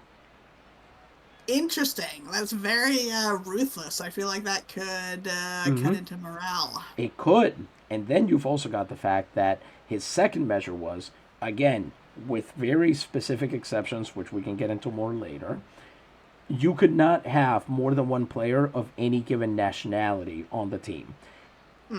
So, for example, you could only have one American, one Puerto Rican, one Cuban, and yes, there are repeats. Feaster and Sherlew are both Americans, Santiago and Valdez are both Puerto Rican, but otherwise, this team does really obey that. Frank de Castillo is Mexican, Wally Bogg is Australian, Declan Milne is Scottish, Underwood is English, Stonehand is Argentinian, Pykos, as we mentioned, is Slovak. There are players in the bullpen who are Haitian. Well, at the time it would have been part of British India, but from what is now Pakistan. There's a French player, Jean-Noel Pino. He's the second French player for the Navegadores. The previous one went to the Taínos because they had to cut payroll. Collazo demanded it in the offseason. And a Welsh pitcher named Francis Norman. The fourth pitcher in the rotation is a man named Porrick Quinlevin. We're going to get to see him in our second game here. He is Irish, in case you're going to figure that out from his first name being Porrick. There are backups for the... I know we've got the Tunisian on a mission. The Tunisian on a mission, Kareem Anbar. He's injured at the moment, is he not? No, he is actually in the playoffs. Good. Okay. I don't think we're going to see him today, but I believe, if I remember correctly, I think he closed out game 1 for Ted. Okay. Or he might have done the 8th inning. I don't remember for sure. Anyway, nice. So there's also the closer, Hector Varela is Costa Rican, and the backups are Felix Bucar, who is from what is now Chad, the African country, and Dushan, I'm going to try to get this right. Here we go. Nope, I was about to mess it up. Okay, one more try. I'll start. Okay. Radosavljevic from Serbia, what is now Serbia. Oh, wow. Nice. So, and then we've also got prospects. So, for example, there's a prospect in the minor league system named Damianos Angelopoulos. He is Greek, as you probably guessed from that name. He's a catcher. We're hoping to have him up eventually. And do we still have Minsu Kim from Korea on the team, or has he left? He is in the minor league system right now. Minsu Kim from Pyongyang. We have no idea what we're eventually going to call him. His current nickname is Tronchavates, which translates to bat breaker, because that's what he's done multiple times. Nice. The man went into the minor leagues because we just had no space for him on the roster, and he would get more playing time down there. And he promptly led the team in home runs despite only playing less than half the season. Oh, wow. He took that as a challenge. He sure did. And good for him. And then we've also got guys down there. Ismail Faraj got promoted. He is in the starting rotation for the Navegadores. He is from Oman. There is also Liam Baxter from Guernsey. So he knows how to do the Lord's Prayer in French, even though he otherwise speaks English. Nice. And he's more of a closer type. And there's probably some guys that I'm forgetting about just now who are also populating that prospect region. But the important part is that you might think, okay, why do this? I mean, a bunch of these ethnicities all speak Spanish, a bunch all speak English, a bunch all speak French. Why would that matter? And there is research showing that Collazo probably intended this to head off a very dangerous movement for team sponsors. The Liga Nacional Puertorriqueña did not allow you to outright own a team. Instead, owners usually owned the land that the stadium was built on or the stadium itself. So you sponsored the team by basically allowing them to play at this place that you had built and or owned. In exchange, though, you were responsible for fielding this entire team and finding it commercial partners and so on. Obviously, that's very expensive. And if you want to be a good team, that's even more expensive. So the owners were very worried about the fact that players in this era, in a Republic of Puerto Rico that had survived 2 wars, where the people were very much used to having to fight for their freedom and liberty, the players were beginning to unionize. Oh, yeah, that's always dangerous. And so he was willing to use his team as kind of a guinea pig. Prevent them from speaking the same language or having nationalities in common, prevent them from staying so long that they become respected veterans who can then offer advice and maybe bring up grievances. That was the thought process there. Diabolical. And we will get more into how, if you want to join this team that is actively trying to prevent its players from organizing for better conditions, we have just made the best possible pitch for it, obviously. We're going to get more into that later. I will say, we should mention, that most of this starting lineup are what we call the special prospects. I think the only one here that isn't is Declan Milne. He, of course, as I mentioned, was traded over from another team, and we will get into what that means down the line. But first, we're going to have Picos face Medrano here. And, oh boy, that pitch gets away from Picos and hits him. Oh, So he'll take his base. Here comes Paramedes Chavez. Here comes Gilberto Lopez. Paramedes Chavez is on deck. He is always mentioned as being on deck when Gilberto Lopez comes out to play, which is tough. And, oh, Medrano gets caught stealing. Oh. So Gilberto Lopez will be at bat, and here comes Picos. Gilberto Lopez, of course, walked last time. And that is gone. There's just no way to describe it. That ball is crushed. Whoa. Wow. Oh, the crowd hates it. They sure do. That's his first home run this postseason. The Navegadores remain on top 4-1. And you know who is happier than anybody about that home run is Jan Picos, because a second ago, that would have been a 4-2 score. Yeah. So at least they denied him the second run. That's true. So we remain at 4-2 and the bases are newly empty. Picos does his best work when he doesn't have to hold guys off the bases. So hopefully this is going to be a return to form, as that was just the second hit he's given up all game. He's at 2 hits, 2 walks, and 1 hit by pitch. That fastball is low, 2-1. And Chavez here, after watching gentleman hitters count 3-1, he actually grounds it right back to Picos, who has no problem retiring him over at first. Here comes Turlo Ureña, who on the very first pitch, that's going to be trouble. Oh, yeah. Ureña is a good runner and very dangerous on the base paths, in addition to being a great hitter. And with a man on first base and 2 outs, Picos just needs to retire Resendes here. But Resendes also a tough customer, we have to say. One of the best rookies. Oh, Ureña playing a little bit of keep away with Rob Feaster there. Jeez. Maybe they're friends, who knows, as that is fouled off. Well, look at that. They're both standing in the exact same pose. That's very funny. Cross-team friendship I wanted to see, and I imagined for the catchers, but here it is at first base. Really, really buddy cop comedy. Well, that's because, let's be honest here, first basemen are all himbos. That seems about right, yes. Changeup is in there for a strike, 2-2. Ureña is going to have time to run, I think, on that one, as that is bounced into the corner. I know Louisa is loving this because it's a Frank de Castillo defensive failure. Oh, boy. Where is that ball going? What are we doing here? Frank! As they attempt to at least get 1 out. As Ureña scores easily, Resendes goes to third, Feaster cuts off the throw, and the relay throw is off target. It's a run scoring, pardon me. Let's get back on track here. That is a run scoring double for Simonides Resendes, which he stretched to a triple. And Comerío does, in fact, cut down the Navegadores lead to 4-2.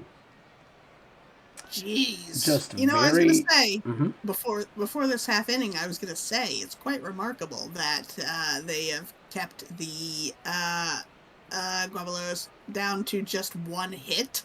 Mm-hmm. But that has gone up by 2 already. So. Yes, indeed. And you usually expect the collapse inning to come in the 7th. So this is problematic.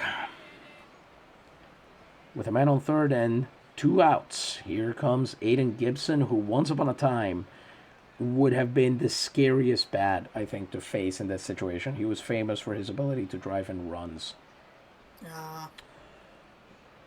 This time, not that he's not scary, but certainly he's not at the height of his powers anymore, as he fouls off that ball. Yeah, although he's well positioned to drive in 1 run. He sure is, but he won't get to as he grounds that one out to Shirley. He makes the throw, and they cut him off with 2 runs. All right. 3 hits, 2 runs, leave 1. The Guabaleros pull closer, and now we are within save range. So the Navegadores better try to pull away as hard as they can. Mm-hmm. Here we go, on the Doing bottom away. of the 6th. See if... Oh, okay. See if what? Oh, if it betrays us, that will be at the Yes. end of this inning. Yes, I suddenly realized, yes. That is a ground out to third base. Stonehand just really having a tough series so far. Not a whole lot of pitches seen. I like the picture just standing there in the middle, staring right at the camera. That's right. He's the Jim Halpert of this game. Yeah. He's like, can you believe this? Get a load of this guy. That wasn't even a good pitch. Feaster checks a swing on that one. He's also been having, poor Rob, he's been having a tough series, which is very unfair. He's a very talented hitter. But sometimes you just run into the pitching rotation that can just shred you. Yeah. But luckily, that's why the Navegadores have all kinds of guys. Declan Milne is a guy that they don't have very many of. Patient hitter, waits for his pitch. Frank de Castillo and Benji Valdez are just incredible all-around guys. No real excess in any one category, just kind of all-arounders. Be that Santiago, super dependable hitter, not fast, but so everybody's got something that they're talented on here, and currently what they're talented on is getting 2 outs with the bases empty. So it'll be up to Shirley to extend this inning by any means necessary. Mm-hmm. As that pitch misses outside. Gets a strike in there, 2-1. That is, let's see there, curveball misses low. And what happens there? Can't wait to see this. Oh, it's another full count. Imagine that. Here comes Shirley, who's 2 for 3. Has a double and a single, and now he's got a walk. Draws the full count walk. That's a brave choice. Good take from Shirley to set up. Yeah, indeed. Here comes the Castillo, who, of course, hit a double last time he came up. That splitter misses inside. The Castillo showing off his ability to drive in runs already in this game as he fouls that pitch straight back. It's 1-1 now. That ball misses very high. He lines that one, and Ureña, for some reason, misjudges the distance. It's over his head. Boy. That's going to be down for extra bases, as he's having trouble even seeing the ball. He appears to have lost it. Yeah. He's going to have to make that throw all the way to third, and is Frank there? He is. It's an RBI triple for Frank de Castillo. The Navegadores are up 5-2. Incredible. Now this is the Naguabo play that we are used to. Mm-hmm. And here comes Vidal Santiago, who made the score 4-0 with a 2-run single last time he came up, and he sure learned his lesson. Try and hit it up the middle and see what happens, as Frank easily scores on that single. Nice. The Navegadores, they sure do.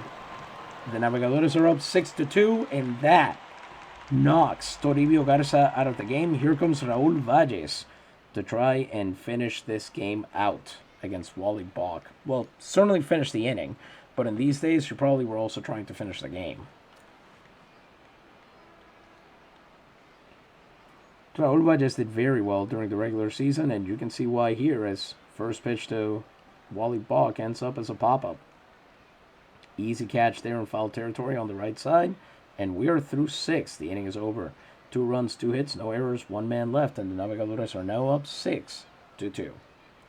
Amazing. Okay, here we go with the betrayal check. Yes. And it's good. You can't see this, but I'm holding up my hands like the field goal went through the uprights. I like that we test the game every couple innings to see if it still swears fealty to us or if it's gone rogue. You know what I always say is keep your friends close, but your baseball simulator's closer. That's right. I believe you have, do I have it right that you have something of a longer ad read for us this time? I do. I So, want to help you understand your health, yes? yes, so I am going to step away for a second Mm-hmm. and just let you get on with it, but I just want to let you all know that's probably why you're not going to be hearing me directly at the end of that ad. All right, Louisa, Mm-hmm. booth is yours. Thank you. Folks, I want to tell you about Scott's emulsion. Now, a plump child is always interesting and admired, just as an unhealthy, rickety child inspires pity and commiseration. Good nutrition is fundamental for children's good health and robustness and well-being. Slimness in children is caused by either an inability of their weak stomachs to digest fat in most foods, or they are not fed those ordinary foods in sufficient quantity. In either case, this is a big problem that should be remedied by administering Scott's legitimate emulsion. Made from cod liver oil, the most nutritious fat known to man, reduced to such small globules that children, no matter how enfeebled their digestive functions may be, can still digest and assimilate with amazing ease. It reaches the bloodstream directly, enriching and purifying it. It nourishes and develops living tissue and provides phosphorus and calcium salts so necessary for the nourishment and development of strong bones and nerves.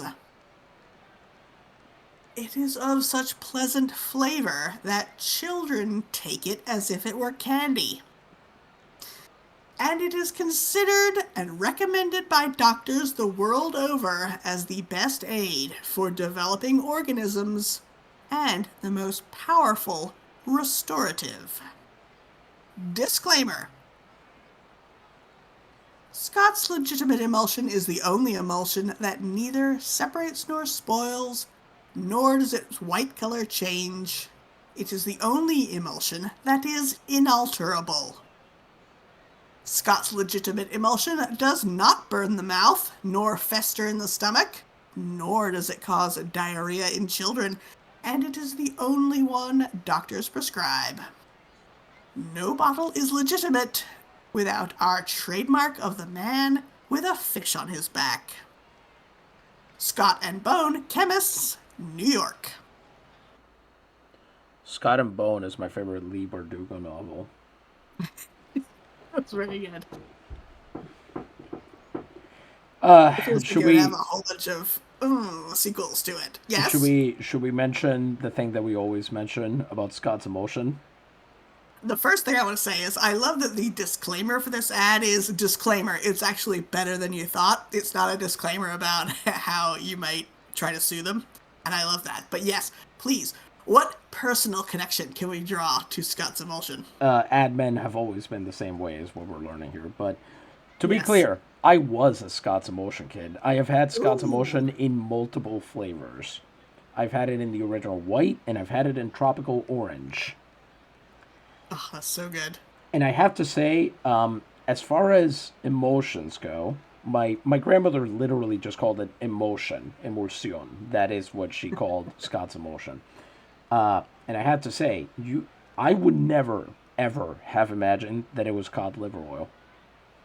Oh, that is a very good selling point, actually. It is, and Now, if you want your kid to be plump, this is a sample size of one, but I took Scott's emotion as a kid, and I am quite plump.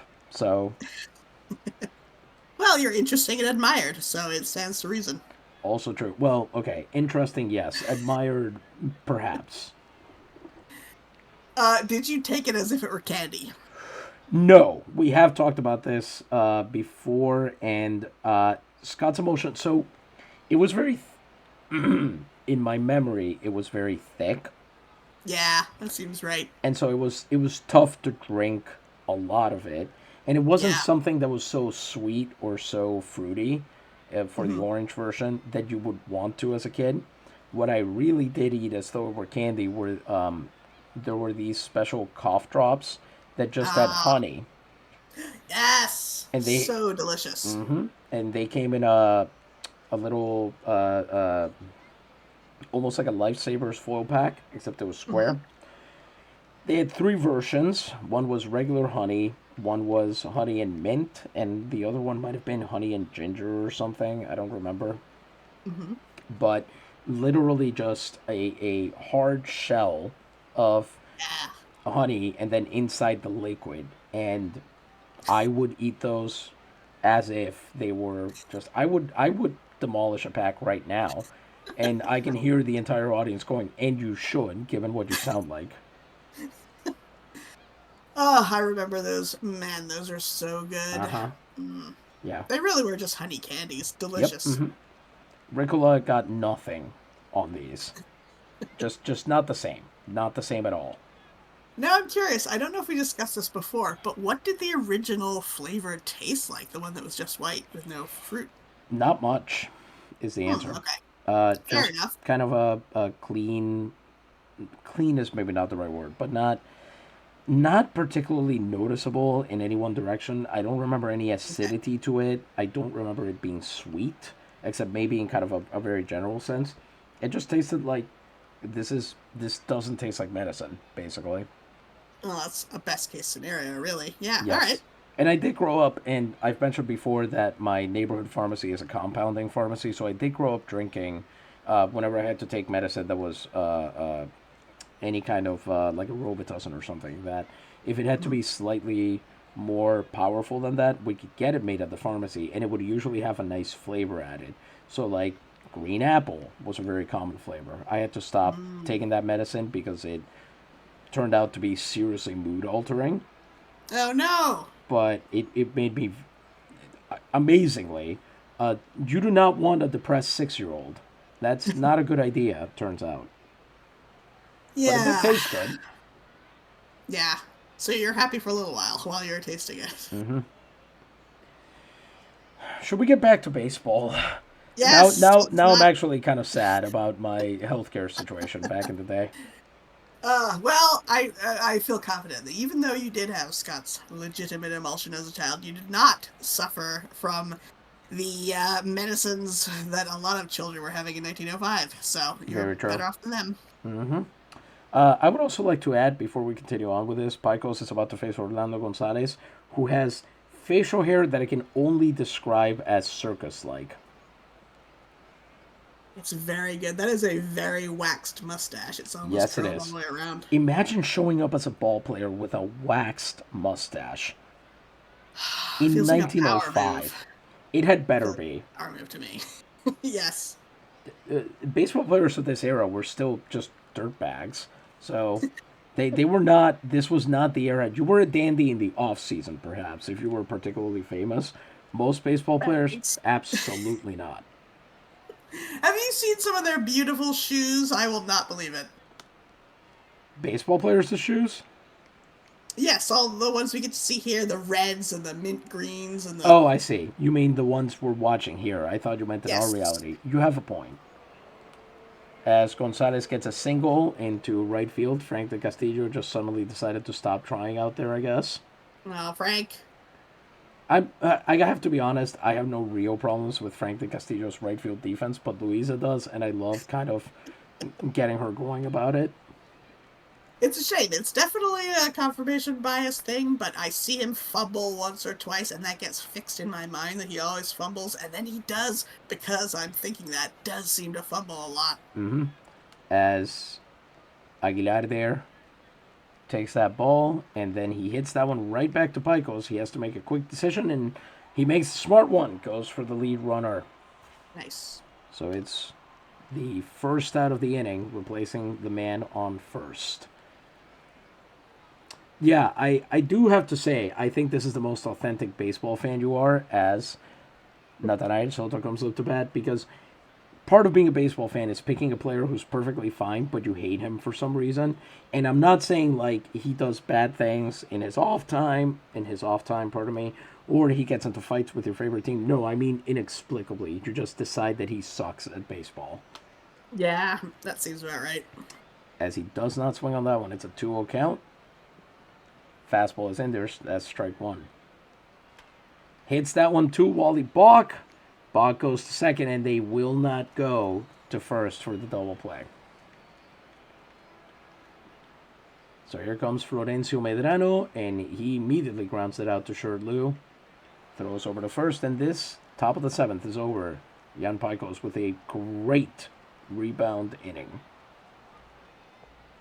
Amazing. We're going to head into the bottom of the seventh. Valles will face Valdez, Milne, and Underwood. As Valdez takes the first pitch for a ball. Valdez versus Valles. This is going to be tough. Valles misses again with a sinker to Valdez. Then misses again with a sinker, this time more away than down. And that's a 4-pitch walk.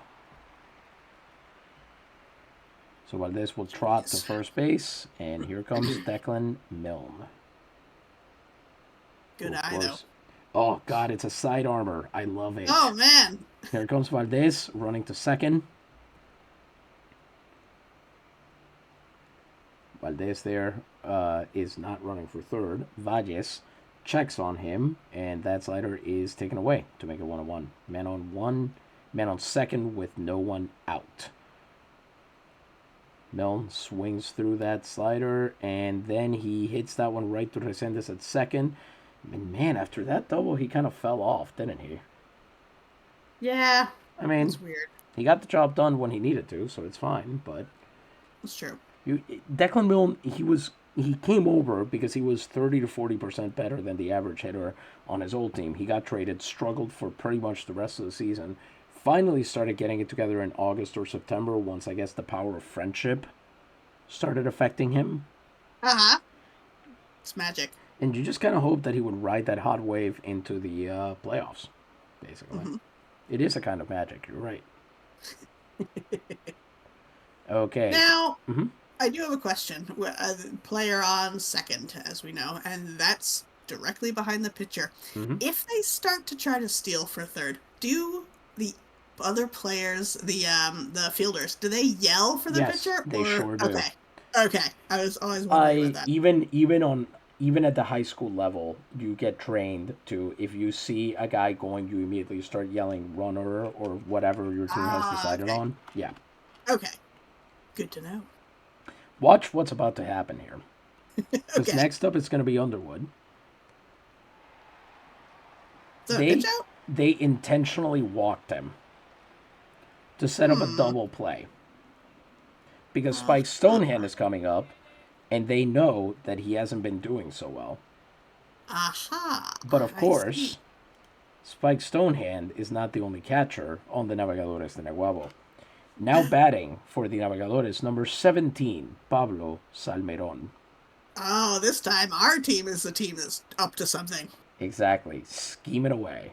With men on first and second and one out, I wanted to give Pablo a chance. He's the DH designated hitter against lefty pitchers whom he has crushed all season.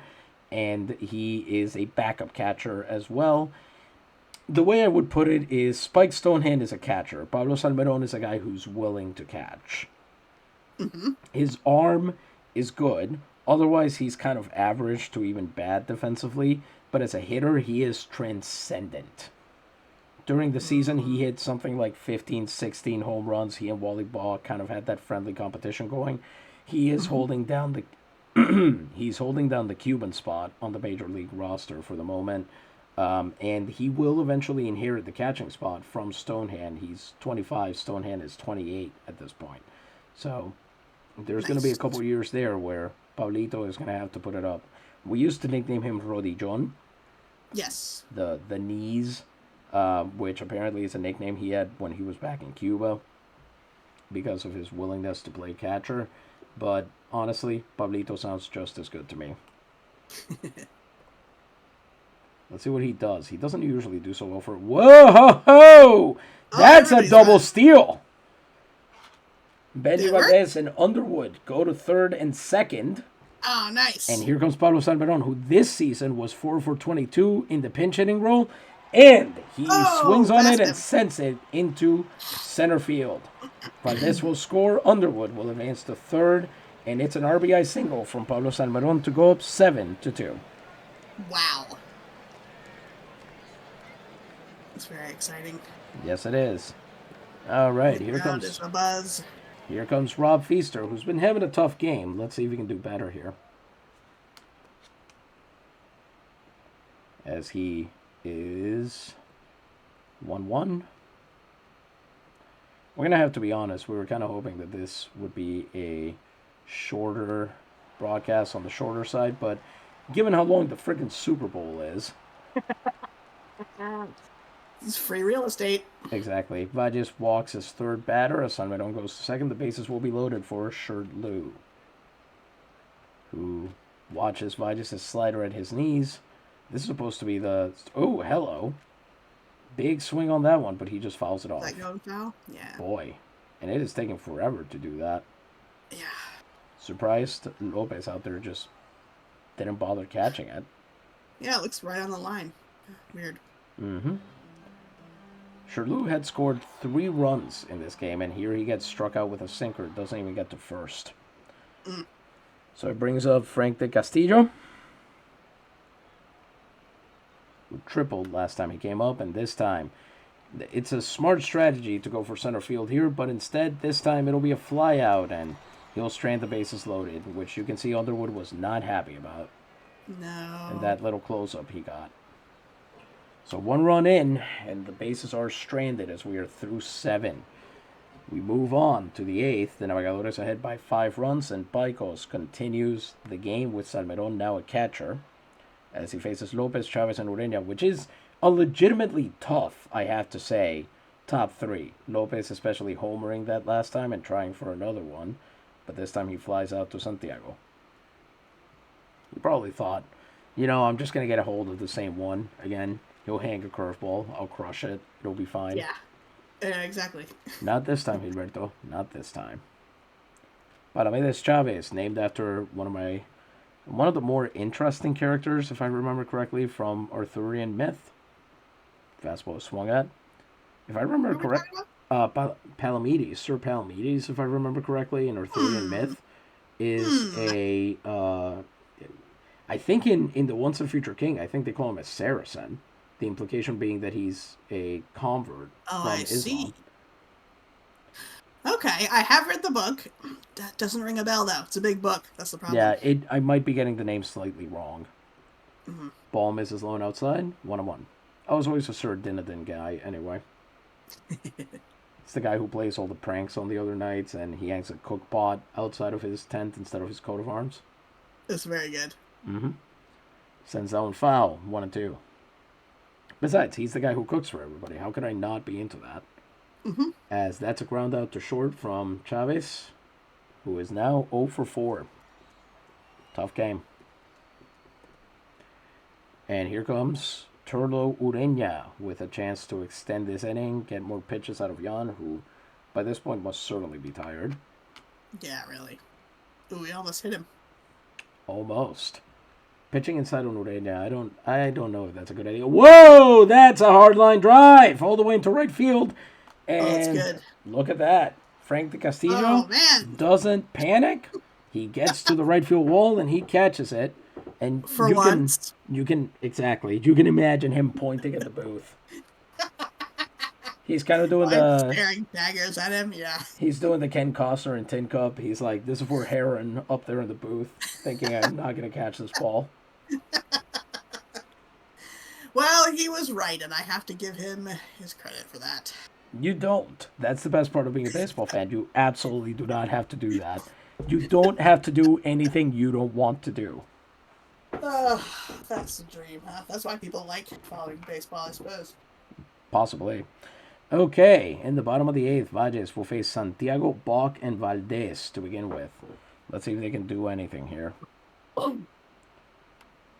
As Santiago goes after that first pitch, and unfortunately Lopez sprints in to get that one. First pitch swinging, does not work out for him this time. Outfield shifts right for Wally Bach, which is very interesting because he's a righty hitter who pulls. So he hits to left field most of the time. You also have to imagine he's an Australian in 1905 Puerto Rico. I wonder if he pulls the other way, too. Yeah. That's He's all confused in his inner ear. his sinkers. I was talking about with the whatever gender he prefers. Oh, I missed that entirely. I thought you were talking about the way the water swirls counterclockwise in the southern hemisphere. That right there, that's how he does it. That's his main point. Bog takes a slider low. But that would explain why he took so long to develop as like a real hitter. Yeah, his inner ear is all messed up. That's exactly it. We figured it out. The Coriolis effect. There's a joke there about sending the ball the other way when he hits a home run. Is there? Maybe. I mean, there is one. I'm not going to make it. I don't think I can pull it off, but I think there is one. I also now have, we call Wally home runs Wally Wallops. I think I also have a good idea for what to say the next time. Anyway, this time, instead of a Wally Wallop, we have what we call a Bach Walk, as he makes it to first base on the free pass. Nice. Up comes Valdez. When they're up 5 runs, they kind of tend to stop trying. So I'm glad for Wally saying, "Nah, I'm not gonna swing at these. I'm gonna let the pitcher come to me. He should have to tell me what he needs." Yeah. Valdez fouls that one off. 1-2. That slider misses inside. We're 2-2 now, and he swings on that one and hits it down the left field line. Good swing. It's fouled off. We stay at 2-2. Valdez, a supremely effective, I have to say, bullpen arm in an era where there really weren't any. And Valdez there will be out at first. Resendez getting the fielder's choice. Bach moves over to second. Oh boy, what did I do? That was me. The game did not betray me. I betrayed the game that time. Alright. And with a man on second and 2 outs, up comes Declan Milne. Raul Valdez during the regular season. Let me see if I'm wrong about this. Well, I am. A 3.15 ERA in this day and age. But you can understand why he looks so worried about everything. Yeah, poor guy. He's got a bit of an over my head look. Yeah. How did I get here? Yes. I think last year and the year before, actually. I mean, he had an ERA of 0 2 years ago in 1903. Wow. Over 18 innings. So it's not a ton, but it's also not nothing. Yeah. This year he's been used more than in the past 2 years, and maybe that exposed some issues, or maybe he just got used in situations where he really shouldn't have been there. Which is a very common problem with managers in this era. They just kind of go, okay, who's the guy sitting all the way to the right on the second bench? Cool, it's you. You're up. Yeah. As there's a strike 2 there, and that is swung on, lifted into center field. He's trying for that double once again, but it is caught. Yeah. So the Navegadores get the walk, and that's all. Can we move on to the 9th? Although, do we have something else to talk about before then? We do. Oh, hello. We have actually been working on something behind the scenes that I think you should tell us about this time of year. This time of year in the real world for the LNP. We always do a special thing. Yes, indeed. So, you might be wondering at this point, okay, so you stream these games, you're counter programming for the Super Bowl. I'm interested, right? But what do you do other than stream these ball games? Pardon me. Let me get extra virile on this next read here. Here we go. Stream these ball games. So anyway, now, in all seriousness, if you would like to follow the Liga Nacional Puertorriqueña on social media, now is a particularly good time to do so. And we are on Blue Sky and Mastodon. You can find us at LNP. That is Lima November Papa GAC. That is Golf Alpha Charlie ETA. That is Echo Tango Alpha. It is the same name as it is on Twitch, but just in case you can't read it right now. because we represent ourselves as the Gaceta, the Gazette, the newspaper of the Liga Nacional Puertorriqueña. We do not use the other app for reasons that should be fairly obvious, and if they're not, we don't particularly want you anyway. Mm-hmm. But we are trying to do more regularized activities over the course of the year to kind of bring LMP fans together. And our activity every winter, we greet every new year with what we call the Mascot Bowl. Our patrons, and you will find out more about that later, our patrons vote on which 12 teams they want Louisa and I and me to design mascots for. And the fourth edition of the Mascot Bowl is starting soon. The 12 teams have been picked. The mascots have been designed. I need to work on ads and names and Pokemon types and moves. We like to do that for funsies, create a trading card for each one that details what this mascot is, what its types are, and what its move list would be. Don't try to battle with any of them. They'd be terrible. I don't know. I feel like some of them really could. They could definitely confuse you. A lot of them have type matchups. They all have their dual type Pokemon.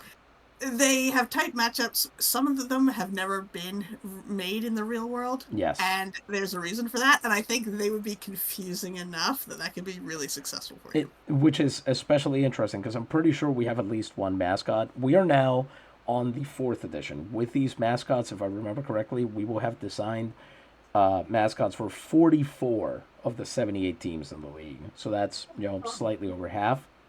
We're doing so good. Incredibly exciting. But some of them don't even have a combat move. They don't have anything that deals damage. And they don't have anything that confuses or poisons either. So they can't deal damage that way. So that would be very interesting to see if the other Pokemon would eventually just get tired and walk away. They have such flashy moves, though. That's always the most important part. Anyway, the point is, why should you follow on social media? Because guess what? You get to vote on which mascots rise to the top of the pile. Voting this year, if all goes well, begins on Valentine's Day. Very nice. For Blue Sky, they don't have a poll function yet. We'll be using the software named Poll Tab. Mastodon does have a native poll function, so we'll use that. We add up the votes, and we decide winners. And what do these winners get, Louisa? They get the chance to own some merchandise that features these wonderful mascots. I believe the grand winner gets a t-shirt, and lesser winners get stickers. Is that correct? Something like that. We innovated this last year. Every mascot can be bought as a sticker, a magnet, notebook, basically anything that Threadless lets you stick a picture on. Mm-hmm. But t-shirts are only for winners. And by that we mean both of the league pennant winners, because we do divide them between Liga Betances teams and Liga Hostos teams. Each league's pennant winner each league's pennant winner gets turned into a t-shirt, custom designed by the two of us, and we put a lot of effort and a lot of love into making these the best that we possibly can. Mm-hmm. You can find them, lmpgaceta.threadless.com. Get on there, check them out. You can see all the past Mascot Bowl winners. And we also always sell a mouse pad with all 12 of the mascots if that's something else that you're interested in. So, very exciting stuff. Again, voting will start in a few days and will run probably through the beginning of March. And then we'll design the t-shirts and release them. So we're very excited for this one. We think we've got some very unique designs. And even though we seeded the mascots already, we think people are going to be very surprised. They are not going to know what hit them. Yeah, I would say no matter what, it's worth following to see what they all are. Even if you don't have a favorite, but I think you will once you see them. Just 100%. To see them, totally worth it, yes. Absolutely. Louisa does a lot of hard work on this. She's been working on it for about a month now. And it's going to be... I think there are going to be some upsets. I would not be shocked to see some lower half seeds make the pennant this year. Yeah, I think you're right. Even while drawing them, I might have a favorite, and then I draw a new one, and suddenly that's my favorite. Mm-hmm. So, I can't wait to see what happens. We're also hoping that we'll have seasonal activities. We haven't figured one out for kind of the fall area yet, But later on in the spring, we're hoping to have an LMP names tournament, just kind of what's the coolest baseball name here. Currently, we're looking at dividing that between the Hispanic division and the non-Hispanic division because it's just not fair putting a cool-ass English player's name against a guy named Seferino Salazar with three Yeah, Zs really. in his name. That's a wizard name right there. Yes, it sure is. Terry Goodkind is just like, his ears are burning right this minute. And then in the summer, maybe towards the fall, we're hoping to have a trivia tournament. And if you're wondering, wait, who the heck else knows enough trivia to make this happen? No, the answer is we're going to give our patrons, again, and Luisa here, the chance to ask me questions about the Liga Nacional Puertorriqueña and see how well I do. And we're hoping to raise money for a Puerto Rican nonprofit or charity.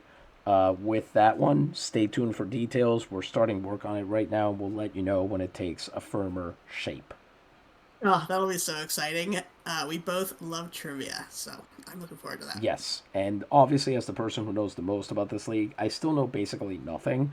This league has been a Socratic experience. Every time I think I've got this league on lockdown, I found out Mhm. new things that I had no idea about. So I'm very, very excited to delve deep and study some things that maybe otherwise I would have never known. Yeah. And I'm Socrates' friend over here saying F him up, Socrates, but when I say it, I'm pointing at you to F yourself up. Yes, thank you. Very helpful. Top of the ninth. Let's see if we can finish this ball game from Jan Paikos. He's ahead by 5 runs. Can he prevent the Guabaleros from taking the lead?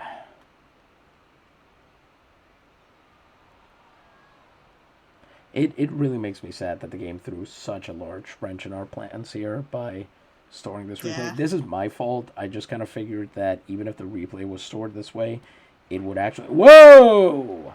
Swing and miss on the screwball. That is Jan Paikos' second strikeout of the game. Or no, it's his first. He finally recorded it. Wow. I saw the fielders were throwing the ball to each other like they do in a real game. I've never seen that before. That's traditional after a strikeout. Very nice, huh? Yeah, I like that. Yeah, I love that. That's one of my favorite traditions. Put some pepper on the strikeout. Mm-hmm. Here comes Gibson. He's 0 for 3 for the game, and I think we can safely say it's going to be 0 for 4. Hey, look, Louisa, it's your favorite guy again. He's doing good work all of a sudden. Good for him. You know, Frank de Castillo caught the last out of the 1904 national championship that the Navegadores won. So, I guess that's good. yep. Ooh, swings right through that fastball. Orlando Gonzalez and his magical facial hair. And, oh, look who it is once again. That ball is flown out to right field, and there's Frank de Castillo just waiting to receive it. Man, so you're the world's biggest Frank Del Castillo fan now, all of a sudden, now. No, I'm just enjoying taunting you about it. Alright, fair.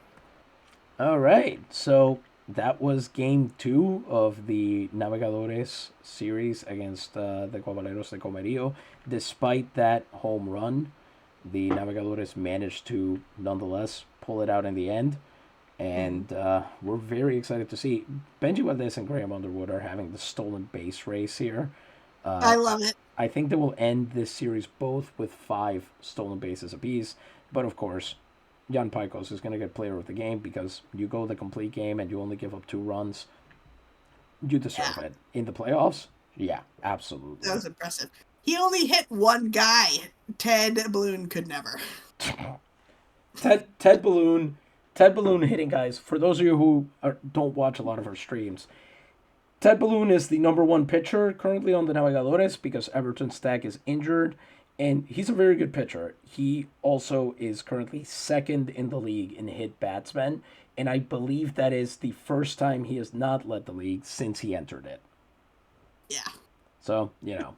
It's very funny. Mm-hmm. We are currently running a thing where we try to figure out how many hits by pitch, wild pitches, or balks he has per game, because it is our theory that there are more games when he has at least 2 of those total than games where he has none. And so far, that is looking like a good bet. Anyway, before we move on to the next game, Louisa, I believe this is an older ad read. This is one not from the 1900s. This is an 1890s one, and I'm very excited about this one because it's about a food that you don't often think about as medicinal.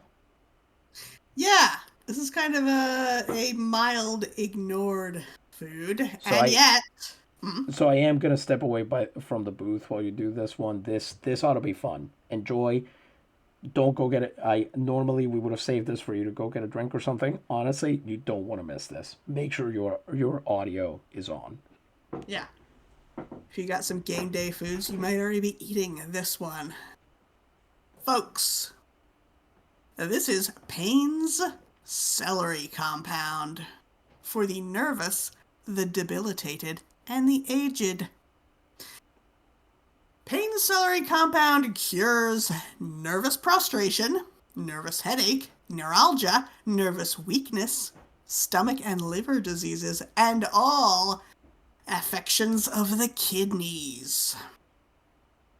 It's a nerve tonic. George W. Button from Stamford, Connecticut says, "For 2 years I was a sufferer of nervous debility, and I thank God and the discoverer of the valuable remedy that Payne's celery compound cured me.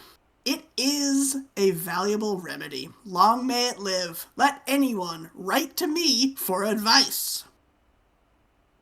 An alternative opinion from Alonzo Abbott of Windsor, Vermont, and he says, "I believe Payne's celery compound saved my life. My trouble seemed to be an internal humor. Before I used it, I was covered with an eruption from head to heel. The eruption is rapidly healing, and I am 500% better every way." Another opinion. A.C. Bean from White River Junction, Vermont says, "For 2 years past, I have been a great sufferer from kidney and liver troubles, attended with dyspepsia and constipation. Before I began to take celery compound, it seemed as though everything ailed me. Now I can say nothing ails me." George Abbott from Sioux City, Iowa says, "I have been using Payne's celery compound, and it has done me more good for kidneys and lame back than any other medicine I have ever taken." Hundreds of testimonials have been received from persons who have used this remedy with remarkable benefit. Send for a circular. Price $1. Sold by druggists. Wells, Richardson and Company, proprietors, Montreal, Quebec. I'm frankly, I think this is particularly important today of all days because, of course, one of the traditional Super Bowl foods is buffalo wings. And what do Exactly. they usually come with? Celery sticks. Oh, it's perfect. You might already be feeling the benefits, but to really get the benefits, you're going to have to send $1 to Wells, Richardson and Company to get this wonderful compound. Which is definitely still being made. I hope it is. That I'm would be fascinated that, incredible. yes, I'm fascinated that they're headquartered in Quebec, and yet they seem to have a lot of admirers in New England specifically. Go on. Oh, the testimonials. We've got one from Connecticut, No, two no, from no. Vermont. I understand that, but what I'm wondering is why is it surprising that they have those admirers in New England? Not that they have them there, but that they seem to have the majority there just from this sampling. Oh, I see what you mean. I'm gonna ask everybody to look away for a second, so maybe you're not aware of the results of this next game that we're about to play, because out of the park makes it very difficult to get this done. I got my commercials up. And you can look again, but before I mention this, I did look up Payne's celery compound, Yes. and apparently they come in different colors. Ooh.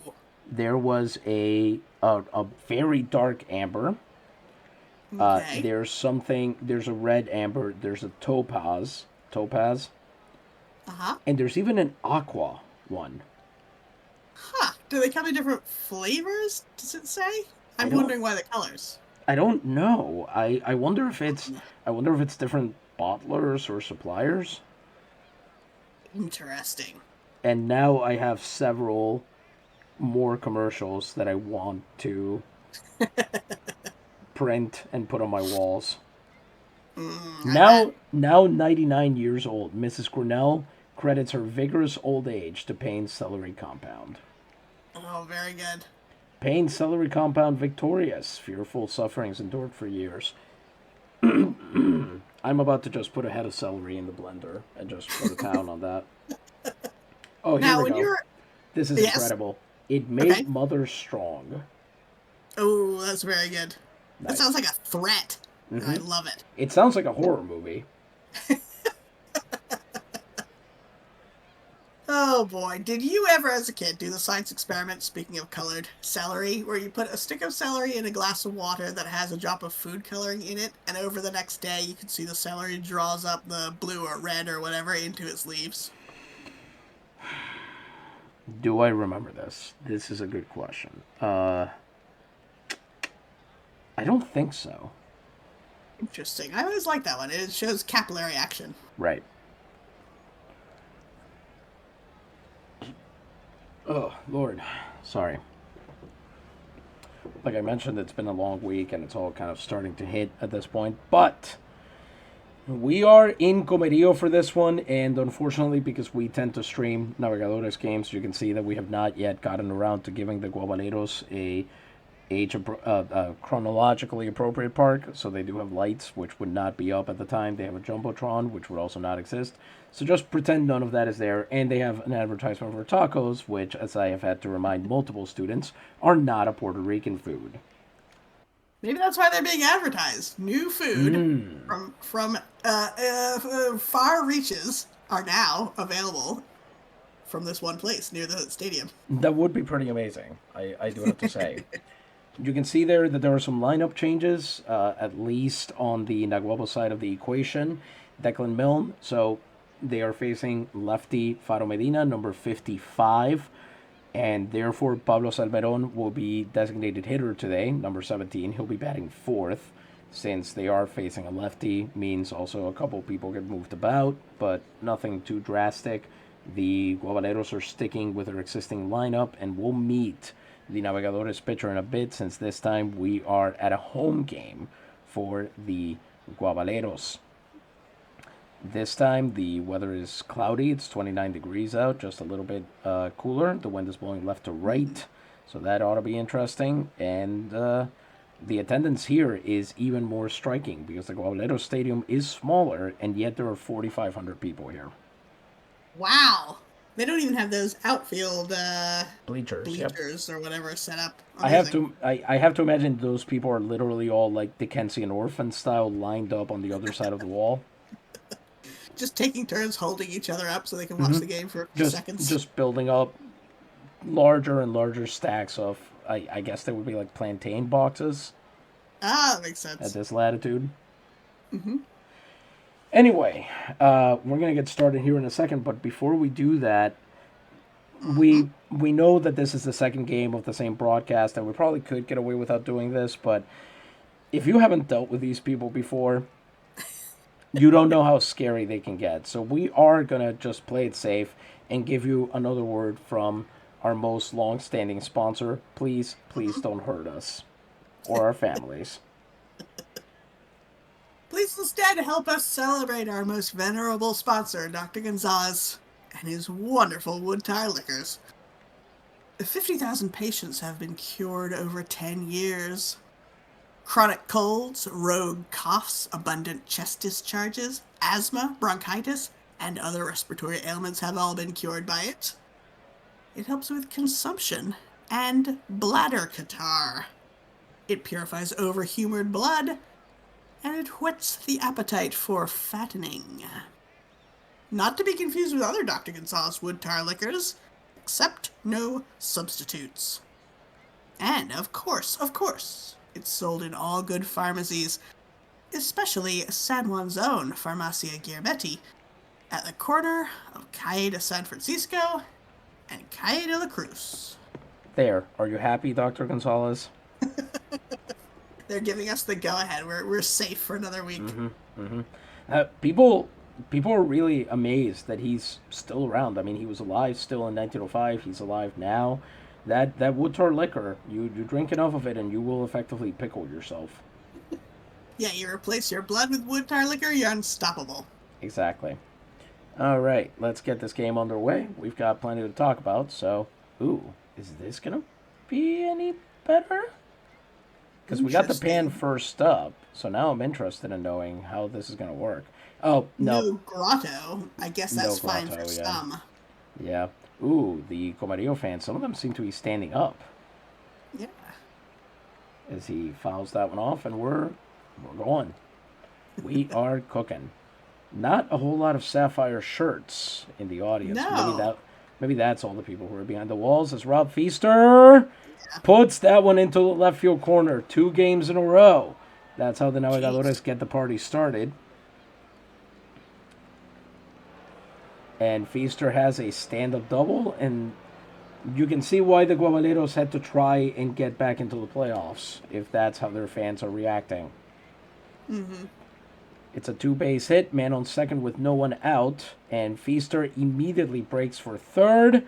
He slides in, and it's off the third baseman's glove. What? Chavez can't bring it in, and Rob Feaster will score standing up.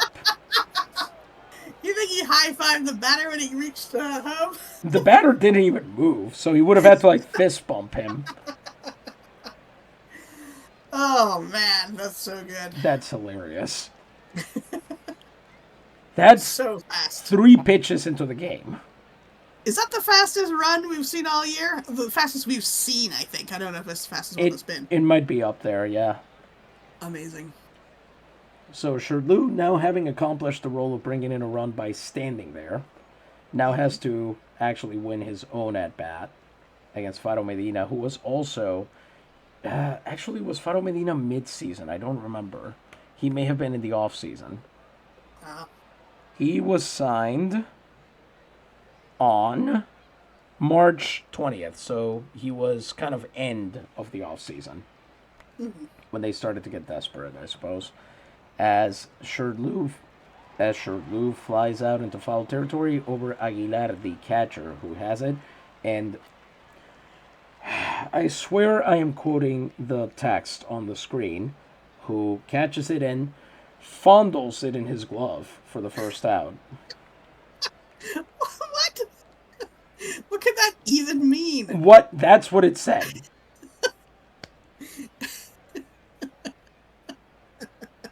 De Castillo so funny. pops that one up over second field.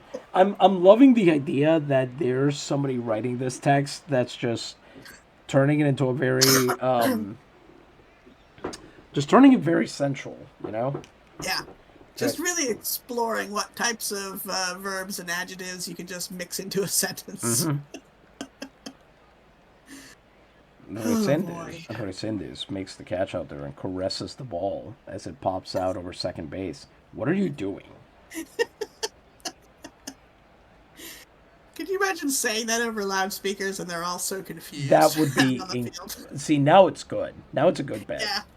Yeah. Frank de Castillo flew out to second base. I wasn't kidding about that part. And here comes Pablo Salmeron. And, oh my lord! Did he get it? Bullet line drive, and Medrano snags it on the dive. And the Navegadores come up with a run. They go in front in the first inning, 1-0. As we head into the Guabaleros de Comerio's first chance to hit against number 21, Porrick Quinlevin. Have we talked about Porrick this season much? I don't think we have. You mentioned him being from Ireland, but other than that, I don't think so. Well, he has been having a very tough time this season, is ultimately the thing. Quinlevin, during this season, had a 3.38 ERA. This is a guy who was used to pitching somewhere in the low 2s, even a 1.9 one year. He was the longbowman for the League of the British Isles in 1901. And then the Navegadores hired him to come over and take over the bullpen for a while. He was their long reliever, a guy who can go a couple of innings. He can get 6 outs, 9 outs if you really need him to. Okay. Yeah. And then their pitchers kept getting injured and they had to trade some of them away because they weren't very good. So Quinn Levin started starting games, and he was very good at it. But he's very injury prone, and this year something really seemed to snap when he came back from injury. He just wasn't the same. It's a shame. So he really struggled, and by Navegadores standards, he's 26, so he's getting on in years. He may very well be moved in the offseason because there's already a younger Irish pitcher in the wings waiting, Redmond Breyer. Oh, yeah, true. So he may get traded somewhere to see if they can get some more prospects. But he did the job that he needed to do during the season. He held down innings, especially after Stack got injured. Quinn Levin could occasionally be counted on to have a pretty good game, and he's done very well in the playoffs. So as long as he had a short leash, he was pretty effective at getting a game started. And certainly when the Navegadores penciled him in at number 3 over Ismail Faraj, that glottal stop is important. The thought process was that Quinn Levin could start a game, go as long as he could, and then Faraj would take over from there. And this is the first game where we're going to see how that system worked. Bottom of the first as he faces Lopez, Chavez, and Ureña.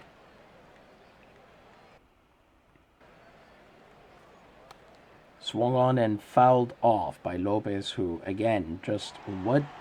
I left this series with so much more respect for him as a batter.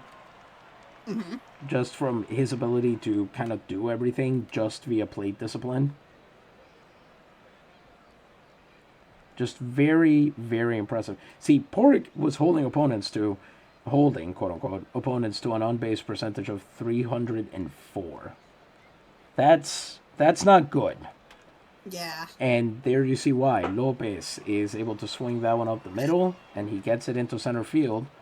Underwood with no real option except to hold him to a single. Lopez during the season was 3 for 13 against Naguabo. Had 15 home runs, which is more than the entire rest of the team put together. As that sinker misses low and outside for Chavez. He swings on that one. Fouls it off into the dugout. And he lines this one, but Vidal Santiago says, not in my house. And launches into a sprint to catch it. Then uncorks a massive throw to first base, but Feaster cannot get back in time. The throw is late, and no double play for him. 1 out and a man on first for Turlo Ureña. Sinker is in there for a strike. Ureña hitting 283 as he comes into this game, and that's another ball hit to left field. And this is where you start worrying. 2 men on, only 1 out. Poor Quinn Levin not good at keeping guys from scoring once they're on the base paths. He got lit up a number of times this year. So even in the first inning, you're already wondering, do I have to get guys in the bullpen up? Fastball is in there for a strike, 0-1. Resendez, good hitter, 296, 369 on-base percentage, 6 for 16 against Naguabo. And instead, they're going to try for a double play here as he hit it to first base, and he beats out the throw. So there will be 2 outs with men on the corners after that fielder's choice to Resendez. And here comes... Oh, wow. Now hitting for the Guabaleros de Comerío, number 33, Ansel Rodriguez. That's right. They pinch hit in the first inning of a playoff game. Whoa. That's creativity. I respect that move a lot. Saying we're Is he worth it, do you think? Can you see enough of his stats to tell if he's... Not currently. Well, let's see, actually. Can I get... No. No, the answer is no. No, absolutely not. 110 games, average of 199. Very low on-base percentage, low slugging. So I don't know what they thought they were cooking with this. Maybe just confusion. Yes, indeed. Real chaos ball here. And honestly, Quinlivan gets lit up by bad hitters all the time, so it's not surprising. It wouldn't be surprising if he could drive in one of those runs and get the game tied.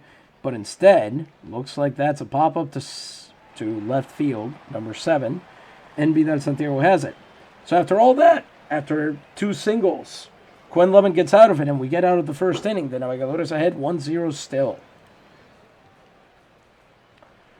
Nice. Top of the second, Medina will have to fight Santiago, Valdez, and Bach here. Let's see what's going to happen for him. As Valdez watches that ball, Santiago watches that curveball miss. I promise I'm usually more on the ball with player names than this. There's a lot of players. There are a lot of players. That is all true. The hard part of calling baseball games is there are a lot of players. Santiago swings on that one, and it's a leadoff single for him as he gets a base hit. I want to say I wonder how many players are in the entire league, but I know you will eventually chase that down if I say that, so I'm trying not to talk about it. All right. Let's see if I can figure this out without having to leave the game display. So, that slider misses outside to Valdez. He was 5 for 14 against Comerío, a .357 batting average, which would be a batting title. And it's a fielder's choice. Medina will hit it to retire the lead runner. And it works out for him as Medrano upended by Santiago there. He can't get the throw off to first, so Valdez will be at first base with 1 out. Wally Bach up next. And, poor Benji Valdez. Thought he could outrun Aguilar's arm, and he could not. Aguilar makes the throw in plenty of time, and it is over. Oh, okay. Wait, hang on. Why do they both do that? Why do they both go for it? That was pretty ridiculous. All right. When you say, what do they both do that? What are we talking here? Running for a second and getting immediately thrown out? You know, sometimes you just gotta run. You gotta go fast. It's true. Chili dogs. That's right. Obama chuckled. You mean the Chaos Emeralds? It's still funny. It's always funny. Mm-hmm. Wally Bach still at the plate after that 0-1 count, and Benji Valdez getting himself caught stealing and really just kind of putting them behind the 8 ball here in this inning. 1-1 count as Bach watches ball 2. Hits that one through the right side gap, and it's a single. There will be a man on base. But will he run for second and immediately get thrown out, though?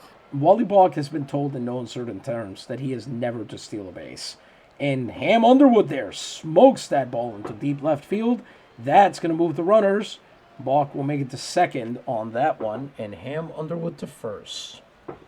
Smoked ham. That's delicious. Here comes Spike Stonehand, which he had a very tough series, so our expectations coming into this at bat are very low. We just need him to continue being a good defensive catcher.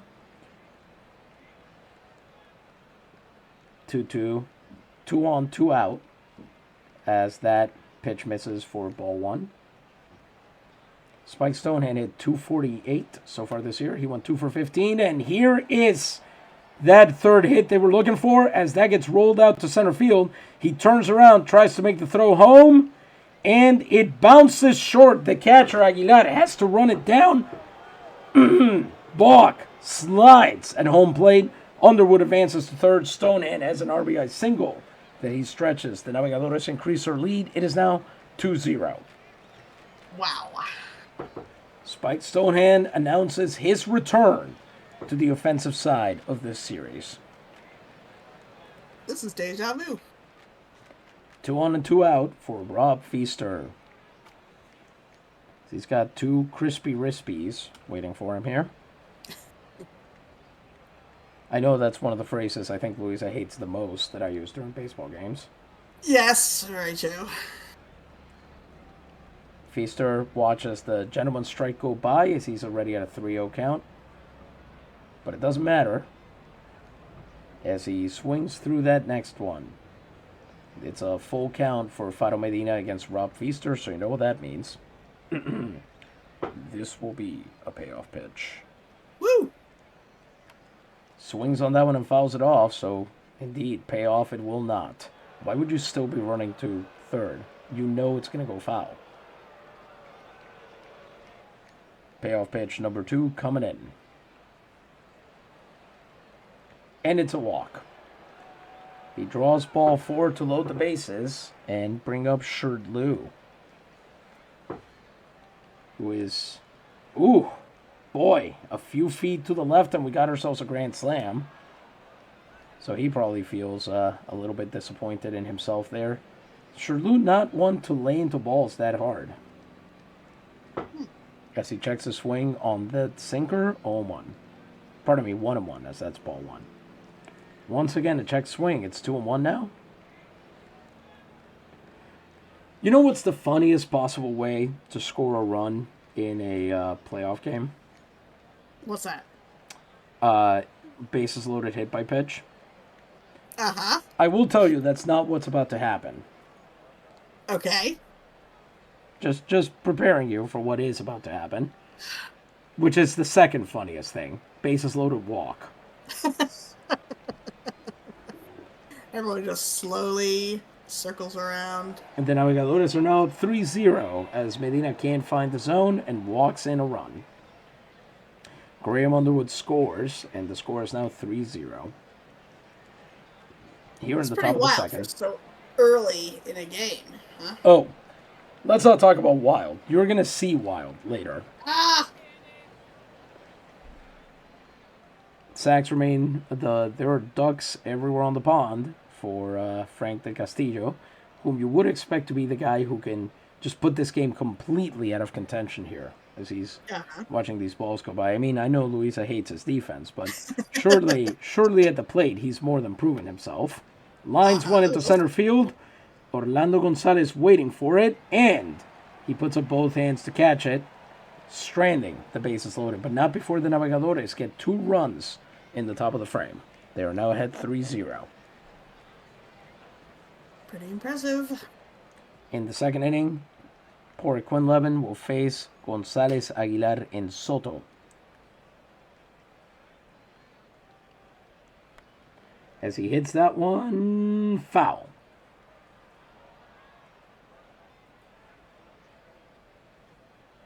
That is past Gonzalez there, a check swing by him, and it's 1-2. Swings on that one, lifts it, and for a second I thought he had all of that. Wow! Did you see that? A sliding catch from Frank del Castillo against the wall to prevent what almost certainly would have been a double. That is impressive. I do have to give him that one. I'm going to be totally honest with you. I forgot that was coming. The only reason I've been bringing it up is because I think it's a good introduction to the bits that we do during games, and I love that this is a consistent one. But, yeah. Oh, very good. Frank de Castillo, he took that personally. He really did. Berengario Aguilar next up, as Quinlevin is going to continue to try and get as many outs as he can. He's the number 3 pitcher in the playoff rotation, which eventually likely to become a problem later on when there have to be 4 pitchers per team ready to go at any given moment. Mm-hmm. But at least the first 2 series should be no problem. So there's that. The problem is that in the late ones, Ted Balloon likes to acquire this habit of starting to lose games. Yeah, he sure does. As that cutter is fouled off, Aguilar had a 1.54 average against Naguabo, and boy, he's already proven himself more than enough in these playoffs as he pushes one through the infield there. So now Quinlevin has a man on first with 1 out. Everybody's very happy about that one. Okay. Swung on and lifted into center field. Graham Underwood chasing it down. He's got it. And that's out number 2. Here comes Florencio Medrano, our Cuban shortstop for the Guabaleros. As he watches a ball and a strike.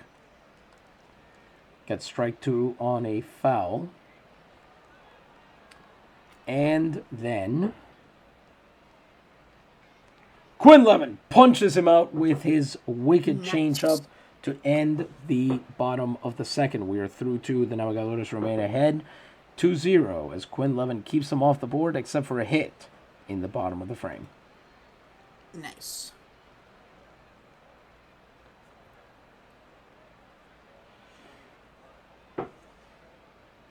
Pardon me. Now, I mentioned that Florencio Medrano is a shortstop from Cuba. Mm-hmm. And you might be wondering what else is going on in the world of the Liga Nacional Puertorriqueña. You know, does this league exist in a void where there's not really any other play going on? And let me tell you, there absolutely is. The baseball world of the Liga Nacional Puertorriqueña expands far beyond Puerto Rico. We have national leagues in Cuba and Mexico. There is... I'm sorry, Luis. Are we supposed to already be talking about expansion plans? I think that's inning 5, right? Yes, that's inning 5. But yeah, tell me more about where these players on the Naves who are from other parts of the world, what leagues are going on around the world? So, for example, in the league that we have right in front of us, Frank de Castillo used to play for the Jinetes de Jalisco in the Mexican National League. Valdez and Underwood, as well as former Navegador Jacques Centur, all used to play in the Cuban leagues. There are also leagues all over the United States. There is the United States League, which is kind of the major league up there. It's divided between the Western and Eastern leagues, and it seems to be hemorrhaging money and losing teams every year. So that's beginning to happen. The Louisville Colonels just won this past championship. They're not affiliated yet, but the LNP is sort of involved in keeping them active. There are leagues in the British Isles. The Crown of the Four Flowers, as it's called, is divided between a Federation of Scotland and Ireland and a Federation of England and Wales. Mm-hmm. The Galway Harbour Masters just won for the 4th time in, I believe, the last 5 seasons. The Crown of the Four Flowers. That's what the championship is. Mm-hmm. There are leagues in Canada, one for Eastern Canada called the Royal Canadian Baseball League, and one in the west of Canada called the Western and Plains League. That one is a very small 10-team circuit that mostly covers British Columbia and Alberta, with a couple of teams in Saskatchewan. I was right the first time. Saskatchewan and Manitoba. Mm-hmm. Then in the U.S., we've got leagues around the Great Lakes. We've got a New England league with 4 teams in each New England state. There is also the League of the Free Frontier, which covers Arizona, New Mexico, and the biggest part of it is Texas. Mm-hmm. And let me just make sure that I've covered everything there. Let's see, yeah. Puertorriqueña, United States League, Cuba, Mexico, Crown of the Four Flowers, Royal Canadian, Western Plains, Free Frontier, New England. And the Navegadores have a minor league team that we mentioned, and that is the Liga Veraniega de Principiantes, the Apprentice Summer League, plays about 96 games. It's where teams stash their prospects, basically. Yeah. So that they can get more playing time and really just kind of develop as players. But that one has a time limit. You have to be no older than 22 to play in it. So every year you see a lot of prospects get cut if they can't make the roster that year. In fact, the Navegadores are probably going to have to make that decision with a couple of guys, decide whether they'll promote them and maybe have to lose players from the major league roster, or whether they'll simply cut them and let them find their way onto other teams. Yeah. Makes sense. We'll get more into where we're planning. These are not the only plans that we have. Patrons really suggested a lot of this, and again, we will get to that later. But just to let you know, the baseball world is a truly rich and wonderful place. We've already had guys who have played in, I think we've already had somebody sign in the, what I consider kind of the four major levels, which would be Puerto Rico, Cuba, Mexico, and then either Texas or Canada. We've already had some guys do that, especially pitchers who tend to travel around a lot. Is that the EGOT of LNP baseball? Yes, signing for the cycle. Nice. All right, here goes nothing. Faro Medina against Salmerón, Santiago, and Valdez, as we are informed that the rain, which was never supposed to have started, has stopped. Good. Sure, why not? We mentioned that this game, we mentioned last time that that other game had a boring part. And we are going to be kind of in that one for a bit. For about, I would say, the next couple innings. So now would be the time, I guess. Not that as a broadcaster you want people to like walk away, but if you think... No, they can pause. They don't get to walk away. They have to pause. They go do what they need to do, and they pick it right back up. As rain begins to fall and the umpires call a rain delay, I believe 32 minutes was the stated length here. With 2 outs and the bases empty as Salmerón and Santiago both flew out. Salmerón to the first baseman and Santiago to the shortstop. So pop-ups from Faro de Medina. And here comes Valdez after the rain delay. And you know, the thing with the rain delay is that it creates opportunities for one of our favorite things, which is fielding errors. Yes. Everything gets real slippery. Indeed.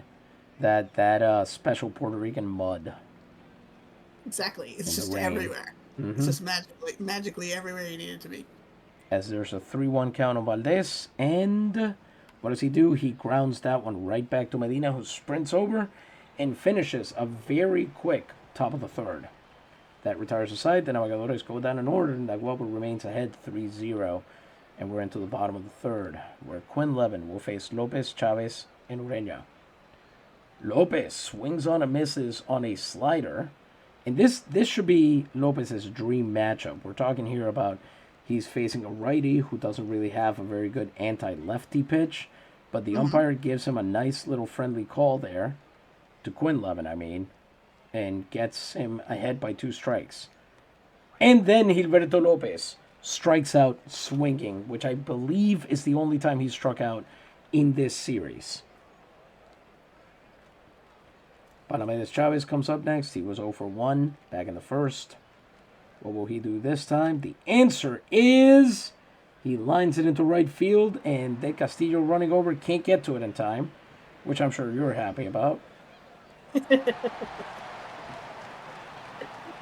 Listen, I don't have anything against him. I just want him to be better. That's all. So it drops in there for a base hit. And here comes Turlo Ureña with a man on first and 1 out. He lines it foul. A slider that time. Now let's see what happens. That is popped up. Foul territory. Rob Feaster calling off Stone Hand. And the pitcher covers. And that is out number 2. This is where we start to get worried about Quinn Levin. It's only the 3rd inning, but he gets tired so easily these days and starts to just kind of calm apart. It's a shame. And this is why. Another base hit into right field, and thankfully they're going to hold Chavez at... No, they're holding Chavez at 3rd. Yeah. And Frank De Castillo cannot make that throw in time. Yep. And this... every time is where it all starts to fall apart for poor Porek. Oh, no. Runners on the corners and 2 outs. And here comes pinch hitter Ansel Rodriguez. Ansel Rodriguez bangs that one. It's a bouncer. Feaster's got it. He holds on, steps on the bag, and the inning is over. Quinn Levin strands both base runners. We are through 3 innings. And the Navegadores remain in front 3-0. Excellent. We're going to do our betrayal check. and we can all take a deep, calm breath. Everything is well. And it is now time for another word from our sponsors. Louisa, the booth is all yours. Thank you. Folks, another useful aid for your health, your family's health, your business's health, because this time we are talking about Bottino horse liniment. This is better and more efficient than heat or other lotions used before today. It doesn't require shaving. It's easy, painless application, which can be done by hand without affecting the skin, does not cause hair loss, and in fact it tones and stimulates follicles and encourages hair growth, assuming of course the follicles aren't dead. Can't work miracles, but you know. It will, however, quickly cure limps, sprains, dilations, paralysis, rheumatism, weakness in the limbs, frogs, cysts, swollen hocks, bone spurs, dropsy, tumors in the hocks or limbs, etc. For more details and the correct usage, please read the brochure included with every jar. Available for sale at Farmacia Guilhermetti. I love this. You don't have to shave your horse. People will ask questions if you have to shave part of your horse. You don't want those questions. You don't want people in your business. You want to be able to go out and about with a healthy-looking horse, right? We all do. And you want to make sure you get rid of all those terrible skin problems and apparently internal problems that it can also help with. I'm trying to think of how many of these I know. Limps and sprains, I understand that, of course. But, cysts, yeah. Frogs, I think that's a thickening of the hoof, if I'm not incorrect. If I remember correctly, it is also, and we both should know this because this was on Thrice the other day. Mm-hmm. I believe the frog is also the triangular part of the hoof. Oh, is it the under part that can get infected because it's more delicate? I think so. Okay, that makes sense. Anyway, apparently all your horse's many problems can be fixed by Bottino horse liniment. I wish it was. I wish a liniment could fix all my problems. If only you're a horse. That's my favorite song from The Wizard of Oz. I could while away the hours, galloping through the flowers. No tumors in your limbs. Do-do-do-do-do-do. That got depressing very quickly. No, there's no tumors in limbs. It's good. It's optimistic. If I only had liniment. Yes, that's right. That this is what they wanted that song to be, but they didn't pony up enough money, and the Technicolor people told them, "All right, get out of there." Horse of a different color. Remember? Yeah, it all comes together. Mm-hmm. Okay, top of the fourth inning. We are getting punchy. This has been a long broadcast. Let's once again try to hit the foot on the gas. It feels like every time we do, this game manages to throw a wrench in it somehow. Mm-hmm. As Wally Balk grounds out on the first pitch. That hasn't been happening very often, so we're gonna have to let him. We're gonna have to be forgiving here. Let him cook. That's right. Here comes Graham Underwood. He's 1 for 1 on the day. He actually did very well in this series. We thought he was going to be illustre at the end of it. You steal 5 bases in a series and get on base most of the time. Usually that's good enough. Yeah. But this time he flies out to Ureña in left, and here comes Spike Stonehand, who of course RBI'd and got incredibly overeager, and here goes Medrano, and he drops it! Second error of the game for the Guabaleros, and Stonehand will reach on that one, which is not a very common event for playoff Spike Stonehand, so very happy for him here. Mm-hmm. Trying to see if any of these guys... See, now they have portraits. Yeah, all of a sudden. Mm-hmm.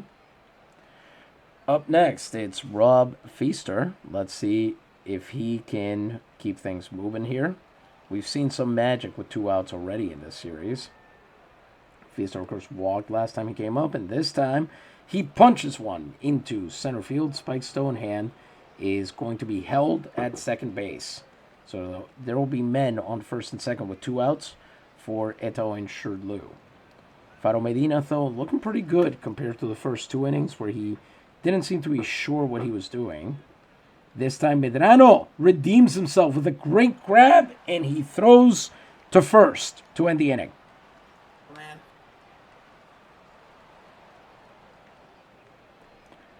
Bottom of the 4th, Quinn Levin facing Gonzalez, Aguilar, and Soto.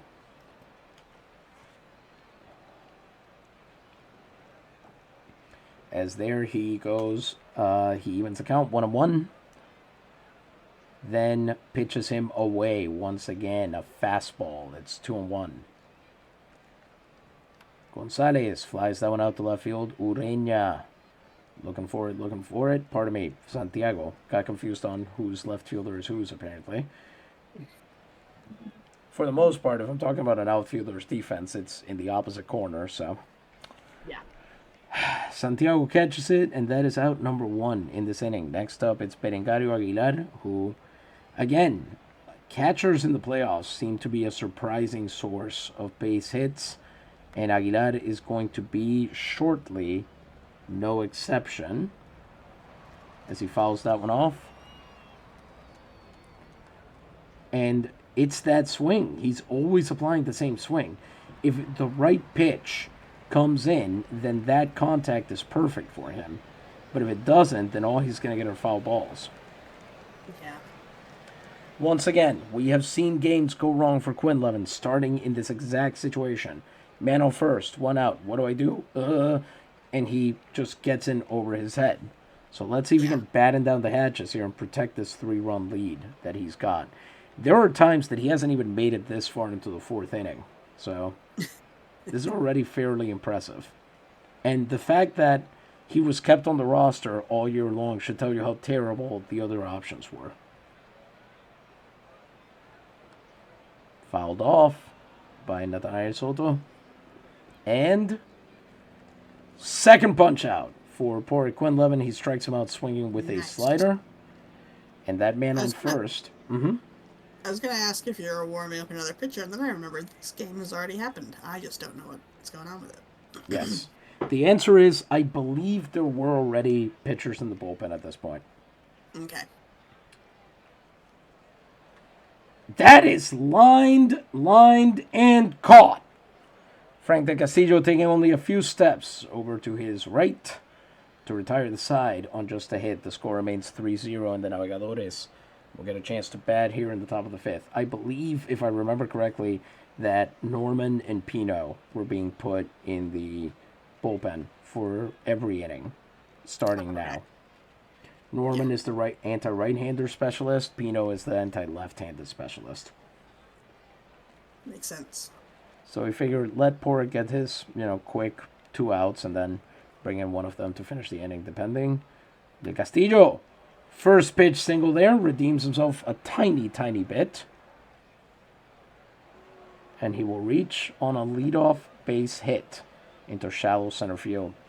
Here comes Pablo Salmeron. He is 0 for 1 with a runner on first, and there it's a pitch out. But Frank doesn't run on the pitch out. Clever. Clever indeed. Ball 1, followed by a foul ball into left field down the line. Followed by a called strike. De Castillo running for second. Is he going to get caught? No! That ball sails into the outfield, and De Castillo will go to third on the third error from the Navegadores. Salmeron watches ball 2. And ball 3. The third error from the Guabaleros. Yes, thank you. My God. Third error for the Guabaleros. That's strike 2. Third one, I'm out. And so with a full count and a runner on third, can Pablito get this done for his team? It's time to find out. This will be a payoff pitch. Woo. He's only hitting 200 with runners in scoring position, and this time he slices it over Soto's head at first base. It's an RBI single. Frank Del Castillo will score easily on that one. Naguabo is now up 4-0. Up comes Vidal Santiago, who watches that knuckle curve go by for ball one, and then swings through a sinker. Next pitch to him, a fly out, not quite, it's a line drive, but it's right at Chavez, who will take it for out number one. Next up, it's Benji Valdez, who of course has been having some trouble in the postseason so far. Had a very tough gig here, trying to get his usual brand of competence on, basically. Great on defense, but at the plate, not so much. And he comes up with a runner on first and one out. What is he going to be able to do? He cracks that one. It's through the infield. Excellent. It goes to center field. Pablo Salmeron, what are you doing? He's racing for third. And that throw, he must have known. He's running. He's going all the way home, and the Navegadores will be up 5-0. Wow, what a bold move. I thought he was out for sure. That was nothing short of audacious. Is he high-fiving the guy as he comes back to his dugout? The guy's just standing there, and Pablo is walking by and saying something mean as he gets back into a dugout. As this guy's whole life flashes before his eyes. Mm-hmm. I knew you would miss. Wow. Pablo Salmeron, terrible runner. So that was an incredible call from the third base coach there. Nice. And he just got lucky that Gonzalez's arm isn't great.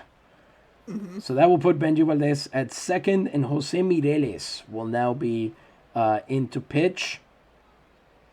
He's also a bullpen arm, so Faro Medina has been knocked out. Here comes Wally Balk, who, of course, you are familiar with him at this point. You've seen him do some great stuff. Mireles, a fresh pitcher, a fresh arm. Hopefully can keep the Navegadores off balance. During the season, Mireles had the one loss, but an ERA of 1.80, struck out 17 in 20 innings. Balk grounds out to second. Resendes has it in plenty of time, throws over to first, and Balk is out. So that's the second out of the inning, and here comes Graham Underwood. As that's a called strike, Benji Valdez running for third. Again, bold move, and again it is rewarded as Valdez steals third easily, right in front of the guy he's competing with. As Graham Underwood swings and misses through that curveball to go down 2 strikes. Oh boy. Then Mireles misses with another curveball, 1-2. Misses wide with a curveball, 2-2. Misses high with a fastball this time to bring us to a full count. So you know what that means. This will be a payoff pitch. Whoop. Underwood fouls it off, so I guess it won't be. This will be a payoff pitch. Here we go. He's already single. He's already scored. And on his second hit of the night, he is going to drive in another one. Graham Underwood brings home more bacon with an RBI single. Incredible. The Navegadores are now up 6-0 here in the top of the 5th on their 10th base hit of the game. Wow. 2 outs and a man on first for Spike Stonehand. That pitch is at the knees. 0-1. Sorry. I can't believe how many hits the Guabaleros have and have not been able to bring a single one in. Yes. The Navegadores are infamous for also doing that, as Ham goes in and swipes second easily. Yeah. But the Navegadores are actually kind of infamous for doing that. They'll lose a game in which they had more hits than the opposition, and they'll lose like 2-1. Yeah, that's fair. Here comes Stonehand as he knocks that one foul. In this era, for those of you who are unaware, there is a rule, gentleman's point, once you're past the infield line, if you're the outfielder and it's a foul ball, you try not to catch it. Mm-hmm. It's well known that it's bad manners to do that. As Stonehand lances that one foul as well. Although they do it sometimes, it's always surprising. Mm-hmm. He's also singled. He's RBI'd, and this should be an easy third out. Jose Mireles has it, and it bounces off Soto's glove at first. Another error, as Meek Nubber's brother Feeble ends up getting overthrown. And there will be runners on the corners with 2 outs for Rob Feaster. The Guabaleros might just error their way entirely out of this game, it seems, at this point. Possibly. That's their 5th. And what is that, their 3rd possibly in a single inning? It is. It's their 3rd in the inning. Wow. Curveball misses away. Fastball misses inside for Rob Feaster. A 3-ball count. We should be expecting that walk anytime soon. That's the gentleman's strike. You let him have that one. And here comes the actual pitch. As Feaster has reached base every time. This time he lines that one into left field. Too much arc on that one, though. Ureña has time to get in underneath it. So they end the inning, but not before they double their pleasure, double their fun, and yet again double their lead. They are now ahead 6-0, scoring 3 runs on 3 errors. In the bottom of the 5th, Quinlevin will face Lopez, Chavez, and Ureña. Pardon me. Lopez, he went down on one knee to make that swing, thinking he got all of it. But unfortunately, he didn't. Santiago has it, puts it away, and that's out number 1. That is swung on and hit away. Chavez fouling it off. Chavez hits that one hard, but it's right to Benny Valdez. He's got it, makes the throw overhand to Feaster, and that's out number 2. Easy peasy ground ball there for him. As next is Turlo Ureña. Starts off with some foul contact here. Follows it off by watching ball 1. Miss low in the zone. And that is swung on. It's hit directly to Shirley. He throws over to first. And we're through 5 innings. The Guabaleros get nothing across. And Naguabo remains in the lead 6-0. We are past halfway. Woo! Exciting. So I have another question, if you don't mind. You've talked about the other leagues, and we've heard about the LNP's history, but what's planned for the future of the LNP? So we're always cooking something up at La Central, as we call headquarters here. We've always got future plans, and our patrons are a huge part of those. For example, we've already designed a Venezuelan baseball league that will begin play in 1906. We were kind of hoping that free agent Aniceto La Chataniere would be a Puerto Rican, an LMP player at this point. He has not yet done that, but he will almost certainly be playing in the LBPV, Liga de Béisbol Profesional de Venezuela. It'll have, I believe, either 16 or 18 teams. I might be slightly off about that. In 1908, there will be a European baseball league based in Central Europe. Most of the teams are German and Italian, but there will be a few teams for example, Slovakia, Bratislava will have a team. Slovakia would not have been a country at this point yet. Croatia is getting a team, possibly even a couple teams. I'm not entirely sure off the top of my head. And there are also teams for Prague and, oh boy, now I'm forgetting. And, well, Austria is also receiving some in there. So, very interesting league. We're very happy with the logos that we've been designing for those teams. Very unique team names. And lastly, in 1910, our patrons who suggested Venezuela also suggested that we should, like the real world, expand to Japan. And so in 1910, The NYK, the Japanese Baseball League, will begin play over there. Exciting. Those are all eventually going to be, the latter two, not the Venezuelan league, but the other two are eventually going to become affiliated leagues of the LMP, where players will have teams will have their prospect players there, all sorts of things of that nature.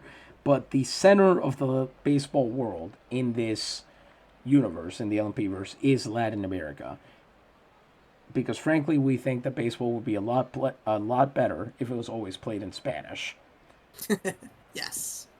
And we know there's funny baseball terms all over the place. An umpire who seems to favor one team is called a Statue of Liberty, Estatua de la Libertad.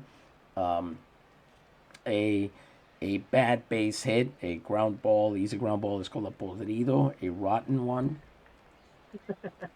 That's great. Things like that. Somebody who's got a very bad arm is a little pistol, a pistolita. And my favorite one, to make an error, to let the ball slip through your fingers, is enmantequillarse, to butter yourself. I was going to say, are you oily? Yes, you are. So, that is where we're headed, and we always try to add in new things. We try to come up with things that our patrons suggest. We try to have them come up with ideas on how we can make the league better. We're always open to their suggestions, because ultimately we are doing this partly for us. This is a fun thing to share with people, but partly for them. And that's been the genesis of the Mascot Bowl. That's been the genesis of these special prospects. Promise, we'll talk about that soon. But also, if you want to be in on expanding the baseball world, seeing where we go next from here, you want to determine the direction of that story, become a patron. We promise it is worth it. Yes, there's so much going on. Including here in the top of the sixth, where Mireles is going to face Sherlou, Del Castillo, and Salmeron. I kind of just wanted to rack up the hits at this point. And there he goes. Sherlou heard you. Yeah. As he bangs that one into shallow center. And it's the 11th base hit for the Naves. Up next, Del Castillo with a man on first and no outs. Curveball misses low. So does that one. A fastball that time. Mireles must only have the two pitches, as that is Resendez. Dives for it, catches it, turns, spins, throws to first, and Sherlou is out. A double play by the Guabaleros. Beautiful defense from Simonides Resendez to get his opposite number. Sherlou better be taking some notes. Salmeron, with the bases newly empty and 2 outs, comes up as the last chance to extend the inning. And he starts off well enough with a foul ball. But then hits that one way up in the air over Medrano, who calls off all comers. And he will end up picking it up. There we go. He loves ska. That's right. 80, 90 years before it was invented. Amazing. Naguabo gets nothing on that base hit, and we head to the bottom of the sixth. Quinn Levin will face Resendez Rodriguez Gonzalez.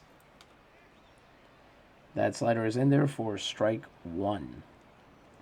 Resendez, who of course had that sparkling defensive play, the kind of stuff we used to call web gems.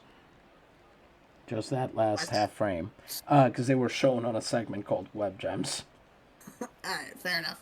Valdez throws to Feaster. That's an easy one. And here comes Ansel Rodriguez, who I will remind you was inserted as a pinch hitter. And this is what they were hoping he would do that time, as he punches one through Rob Feaster's legs. And there will be a man on first with 1 out for Quinlivan to deal with. Here comes Orlando Gonzalez, who watches a sinker in there for a called strike. Swings very late on a slider for a second strike. And then hits that one on a bullet to Wally Balk, who's got it for out number 2. Nice. Well done, Wally. Here comes Aguilar, and once again, a catcher's at-bat is just going to be appointment watching. First, it's 1 ball. Then, that cutter is judged a strike, 1-1 to even the count. Cutter misses low, 2-1. Changeup misses low. 3-1. Quinlivan now having to work his way back in. He does not want to give up the walk here. Point of pride for him that he doesn't give up a ton of those, and he did this year, so he wants to tamp that down. 3-1 count as Aguilar fouls that one off. Fouls that one off the tip of the bat that time. Sinker there on the full count. And so here it goes. This is a payoff pitch. Woo. That is swung on. It's hit up the good. middle. Ansel Rodriguez taking advantage to make it not just to second, but to third, as Underwood gets his bearings and ends up throwing to Valdez at short. Man. So now with runners on the corners, here comes Nathanael Soto to try and drive in those runs. Slider is in there. 0-1. Soto doesn't like the call, and once upon a time, the umpires would have been okay with that, but now they're probably just telling him to sit down or shut up. Well, not sit down. He's not done yet. As he watches a changeup go by, 1-2, and he pops that one up. The wet ball might cause an error, but Benji Valdez shows us how it's done. Comerío gets nothing there in the bottom of the sixth, and Naguabo remains up. We are 3 innings away. Yeah, spoiler, this game did not go to extras. So before we enter the bottom of the game, we are going to have one more ad read from our sponsors. I thank you. Excuse me. Folks, check this out from Densmore Typewriters. Before buying any old typewriter, check out the advantage of Densmore Typewriters. Write up to 4 characters at a time in any language. Densmore typewriters are the fastest, toughest, and most portable in their class, and have the smoothest key movement of all of them. Washington, D.C.'s own Department of the Treasury uses 25.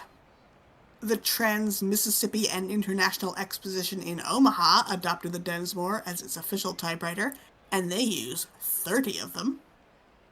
The Milwaukee Company uses 36 Densmore typewriters. The Frid Macy Company in Grand Rapids uses 59. Not to be outdone, the Ypsilanti Commercial School in Michigan uses 60. The McDonald Commercial Institute in Milwaukee uses 66. The Indianapolis Commercial School uses 95. They are the kings. Most typewriters currently. It is the official typewriter of the St. Louis World's Fair. And all modern Densmore typewriters have the type bar mounted on individual gears like on bicycles. Contact Densmore's agent, Luis N. Alvarez, in Guayama. Thank you very much, Louisa. Man. Typewriters. What a concept. Mm-hmm. Lovely machines.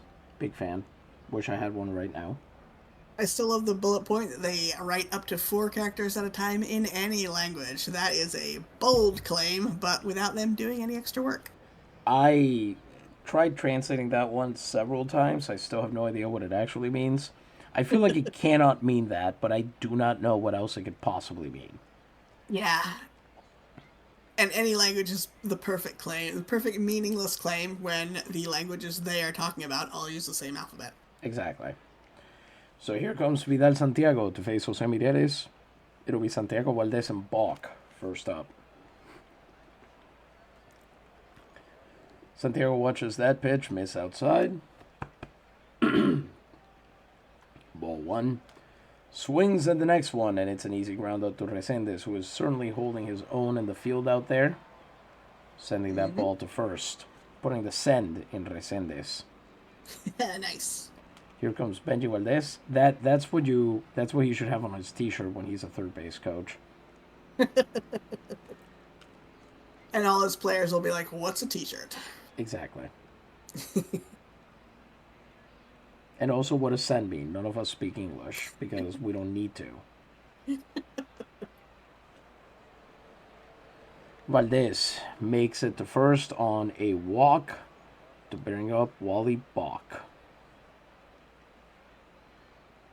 As Benji immediately breaks for second and gets there almost completely unopposed. It is his 5th stolen base of the postseason. The throw to second is easy, but late. Man on second and 1 out as Wally Bach here gets into his at-bat. Fouls off a ball. Then takes another one. It's 1-1. Pardon me, 2-1 now. He attempts to hit that one hard out to right field. Certainly thought he had all of it, but unfortunately, Lopez is very, very much there.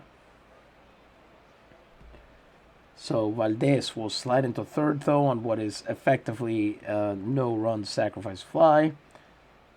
And that'll bring up Graham Underwood with 2 outs and a runner on third. Can he bring home that 7th run? Can he do it? Oh, man. And the answer is no. He lifts that one over the infield, and Medrano has it. So that's 7 innings in the books for us. Pardon me, sorry, that's 6.5. But 7 innings for the Navegadores. They remain ahead 6-0, and now Quinlevin will come back out for the bottom and see what he can do against Medrano, Lopez, and Chavez. Quinlevin at this point, in almost every game he has pitched in this season, would already be sitting on the bench. Yeah. The fact that he's made it this far is genuinely amazing. If he's unlocked some extra gear that allows him to be good while pitching this way, then that would be incredible. As he, on a 2-2 count, swings on that one, lifts it over Benji Valdez, and that is out number 1. Next up, it's Gilberto Lopez as the lineup turns over. Lopez takes a big cut at that first pitch, and then watches strike 2 go by. That one also misses. Fastball, ball 1. And on the 1-2 count, Lopez grounds that one out to Valdez, who's got it, makes the throw over to first. And that's the second out of the ball game. Of the inning, pardon me. 6-3. Here comes Palamedes Chavez, and I think Quinlevin at this point is really starting to get tired as he misses low with those pitches. That changeup missed low. So Palamedes Chavez goes ahead 2-0, then swings through the sinker. The sinker is such a cheap pitch in this era. There are guys who are only viable because they have a sinker. Mm-hmm. As that slider goes foul, 2-2, and here he goes. That is hit right to Rob Feaster. He'll run it back, and that'll be the end of the 7th inning. Incredible. No runs, no hits, no one left. Comerío has 8 hits and has yet to get a run. We head into the 8th. The Navegadores remain ahead 6-0. And it'll be Stonehand, Feaster, and Shirley up first. Mireles facing Stonehand misses low with the first pitch, a fastball. Stonehand has a single and an RBI this time, and that'll be his 2nd hit of the night, as Gonzalez was not prepared for that one. Expected to have to play deeper, and Stonehand hit it where he ain't. That puts a man on for the lineup to turn over. Here comes Rob Feaster, runner on first and no outs. Well, runner for Stonehand might be slightly exaggerating. More of a loper. As the curveball misses low for a strike. And that swung on. That should be an out. Oh! Soto drops it. That's a 6th error from the Guabaleros. And it'll put 2 on base. As the slicker field continues to influence their defensive mishaps. You think being spiders with all those long legs, they would have better control over the ball. Feaster makes it to first, Stonehand to second. Well, they're not spiders, remember? They're scorpions. It's true. Scorpions are not sure-footed. I don't know. I actually don't know that about scorpions. Yep. Oh, hello. Another rain delay. Oh, of course. Yep. Yeah. What else do we need? Mm-hmm. As Shirley comes up with a chance to do better than he did last time, he fouls off that first ball into the audience. Probably making sure to hit it to a Naguabo fan out there. Fouls that one off as well, the other way. Shirley wants so bad to be a power hitter, it's very funny. Mm-hmm. Next up. Swings on that one, hits it, and it slices not quite into foul territory down the left field line, and even Spike Stonehand can score on that as the ball rolls into the corner, the secret corner, and it has to be thrown back to the relay man. Stonehand will score, and Feaster will move to third. The Navegadores are ahead 7-0 on the RBI double from Shirley. They're just showing no mercy today. They are not. Foot on the gas for them as here comes Frank Del Castillo. Men on second and third and still no outs. Mireles throws a called strike. Follows with a ball. Swung on, hit to Medrano. Medrano grabs it and he drops it. They just cannot hold on to the ball. It's the seventh error from Comerío. Feaster scores, and the Navegadores are now up 8-0. Still got 2 on and no outs for Pablo Salmeron. Now he swings right through that fastball. Watches that fastball. Oh, pardon me, that was a curveball apparently. And is caught looking on the second curveball of the at-bat. Oh, jeez. Pretty embarrassing. But not as embarrassing as what's about to happen here. Vidal Santiago comes up to bat, hits it directly to Resendes. No trouble shoveling to short, who then sends it over to Soto at first, and that is a inning-ending double play. The side is retired, but not before Naguabo goes up 8-0, putting 2 runs on the board here in the top of the 8th. In the bottom, poor Quinlivan, who at this point must have just been exhausted. He hadn't pitched into the 8th in a while. Is going to face Ureña, Resendes, and Rodriguez. And Ureña, a guy who knows you have to waste pitches sometimes to see what you can get out of a pitcher, he is going to be very patient in this at-bat. Yeah. He's going to try to find his pitch to hit, which really should have been their approach the entire time, especially now that he's fouled off 2. Mm-hmm. But he also knew that Quinlivan would try to get him with a sinker under the zone, and he didn't swing. Very smart. That's also fouled off.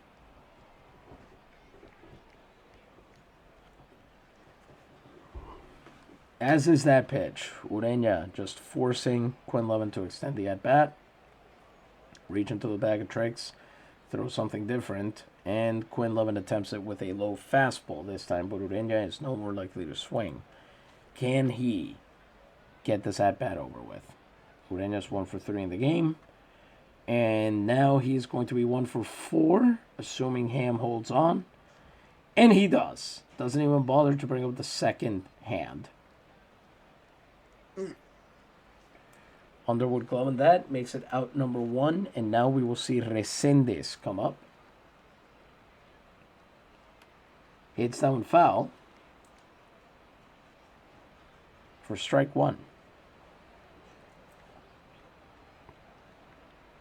Watches the sinker go by as a strike, 0-2, and is caught looking.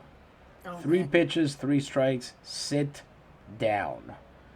It's Quinlivan's 3rd strikeout of the game, and he will now face pinch hitter Ansel Rodriguez, who got a hit last time he came up. Rodriguez swings through the first pitch, a changeup. Swings through the slider, that time, 0-2. He's 1 for 3 so far, Rodriguez, and he will be 1 for, well, let's see, 4. We think Valdez picks it up, makes a good throw. Feaster holds on to it, and the bottom of the 8th is over. The Navegadores are ahead 8-0 as we enter the 9th inning, and it is betrayal check time.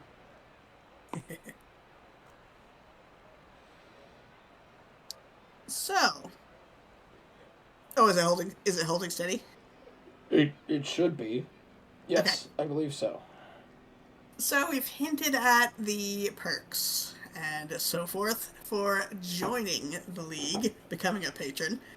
What do people need to do that? Well, if you want to join the league, first of all, thank you very much. We really appreciate it. It helps defray the costs that we run into by. We keep a blog site where we have records for every team. We're trying to upgrade that and expand it. It helps pay for Stats Plus, which, if you're an Out of the Park fan, you know that that's a service that hosts the league online. And it just helps with maintaining all the various costs associated with running it. What people would need to do in that case is go to our. I think do you say Ko-Fi? Ko-Fi? I do say Ko-Fi. I don't know if that's correct though. Neither do I. ko-fi.com/LNP Gaceta.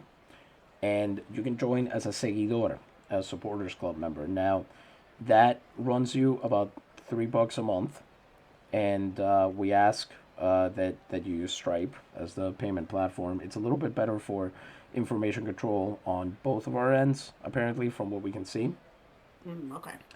But anyway, the point is $3 a month. What that gets you is, number one, you get to, as we've mentioned, you get to vote on and suggest expansions to the league, changes in its history, whatever you want. And you get to vote for things like mascot bowl entrants and so on. Not the mascot bowl itself. That one is open to the public for now, at least. But who gets in and gets a chance to be the winner of the mascot bowl, you do get to vote for that. But most importantly, you get to create a special prospect. So, for example, in this lineup here, Rob Feaster, Etaon Sherlew, Frank de Castillo, Vidal Santiago, Benji Valdez, Wally Bach. Actually, every single guy on here is a special prospect of some kind. In fact, we're looking at Graham Underwood right now, and that's Louisa's special prospect. She got to create that guy. Yeah, and I'm so excited about the way he's been playing lately. He's been great in the field. He's been good at the bat. So, yeah, very happy with him. Yes. We currently, I believe, have 10 special prospects. The 9 guys in this lineup plus Ted Balloon. And Jacques Santour, who is now in the Taínos because they had to cut payroll, he technically counts. So again, that's $3 a month. That's $36 a year. It's not much. And in exchange, you get to create a player to your specifications. We ask name. We ask nationality. We even ask whether you want him to be on the Navegadores. And if you don't want that to happen, we won't put him there, and we will try to broadcast games for your player's team. Because there will come a time when most of these guys are once again separated across the league, and we'll have to catch up with them wherever they end up. Yeah. We ask you, obviously, what position you want him to play, what you want his personality to be, everything. And, can't believe I forgot about this, I mentioned an Apprentice Summer League. You also get to design a team in that summer league. You let me know how you want the uniforms to look, what you want the logo to be, the stadium to be named, and we decided to your specifications, and we're working on another kind of surprise with that as well on our blog. We're still working out the design kinks on that one. But honestly, we think it's a really exciting time to get involved in this. We're very excited about it, and we hope that you want to join. This is one of the coolest things that I personally have ever been involved with. It's very unique, and though it is a lot of work, it is basically always worth it. I have enjoyed learning and doing everything that I've done with this league. It has been a true pleasure to run it, and it just happens to cost a decent amount of money to do so. So if you feel like you want to help defray that and get a lot of nice little goodies, go ahead. That is, once again, Ko-Fi, ko-fi.com/LNP Gaceta, Gaceta. Sorry, I cut across here. No, it's fine. I just want to say, being a supporter for a few years now, it's so exciting to see someone's creative vision have so much detail to it. There's so much going on with the LNP and new ideas for it all the time that I'm always really glad to be a supporter. Thank you very much, Louise. And I'm now realizing we're running very late here, and we need to get this It's true. going. So Mireles against Valdez, Bach, and Underwood will be first up. Fastball misses low and inside. Valdez 1 for 3 today. That is a ground out to his opposite number, Medrano, at short, and he is out at first. Next up comes Wally Bach. The outfield once again shading to the right as the fastball misses inside, 1-0. Bach watches that strike go by him. Mireles probably trying to avoid giving up Wally's first postseason homer of the year. So he's just not going to give him anything to hit. And it's a 3-1 count now very quickly. Wally fouls that one off the tip of his bat, backwards. And on another full count, this will be a payoff pitch. Bach hits that one into the no man's land between center and right, and it'll be a single. He is just on fire. And that apparently will knock out Jose Mireles. He will be replaced by number 17, Heriberto Luján. Luján, I believe, was also a midseason acquisition. He was pretty good. I mean, he pitched 15 innings in 5 games, gave up maybe an earned run, and before that he was pretty terrible for the Mogotes. So, good pickup by Comerío. They saw they could make use out of him. Yeah. Here comes Graham Underwood. He's been doing very well today as he watches that fastball go by, 1-0. Come on, Ham. Luján, quote-unquote, held batters to a 285, hit right to Medrano, and he once again drops it. Oh, my goodness. Error number 8 for the Guabaleros in one game, against 0 for the Navegadores, to be clear. That is the truly amazing part. Indeed it is. Bach takes second on that one as Underwood takes first. Here comes Spike Stonehand. Swings on that one and fouls it off. He's just thinking, you know what, I'm just going to start swinging. If you just swing at everything, sometimes good things happen. It's true. Ball 1. Swings on it and lifts it. Foul into right field. Ask me how I know it's foul.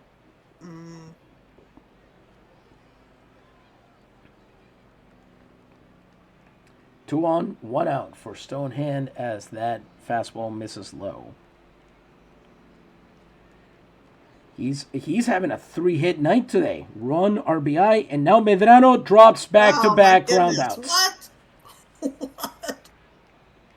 Error number 9. They're just a broken team at this point. 1, 2, 3, 4, 9. Every ground ball on the field gets thrown away. Time. All right. No, it has to rhyme or come close to rhyming. Sure. Every ball on the field is party time. I'll take it. Yeah. And the bases are now loaded for Rob Feaster, who is not what you call a power hitter, really. So it ought to be interesting to see what he does with this situation. A good old-fashioned Rob Feaster triple would come in handy, sure about now.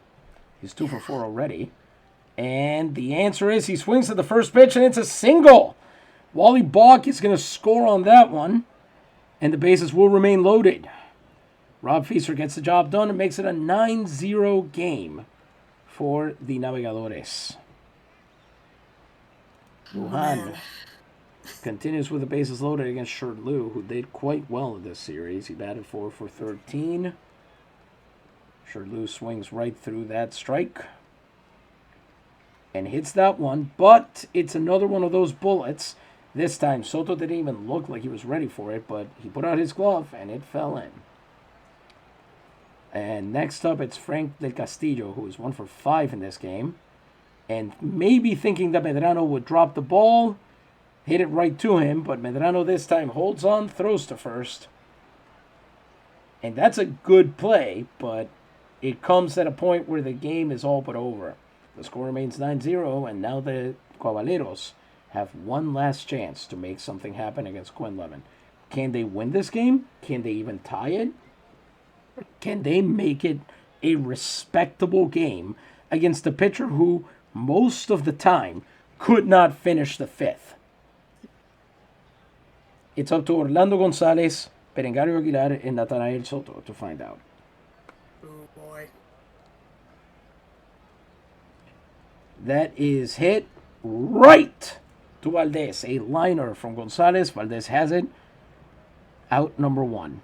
2 outs left, and it will be Berengario Aguilar, who has been remarkably effective in this series for Comerío, who immediately arcs one foul. Gotta be an out. Oh, Big God. rainbow into left field.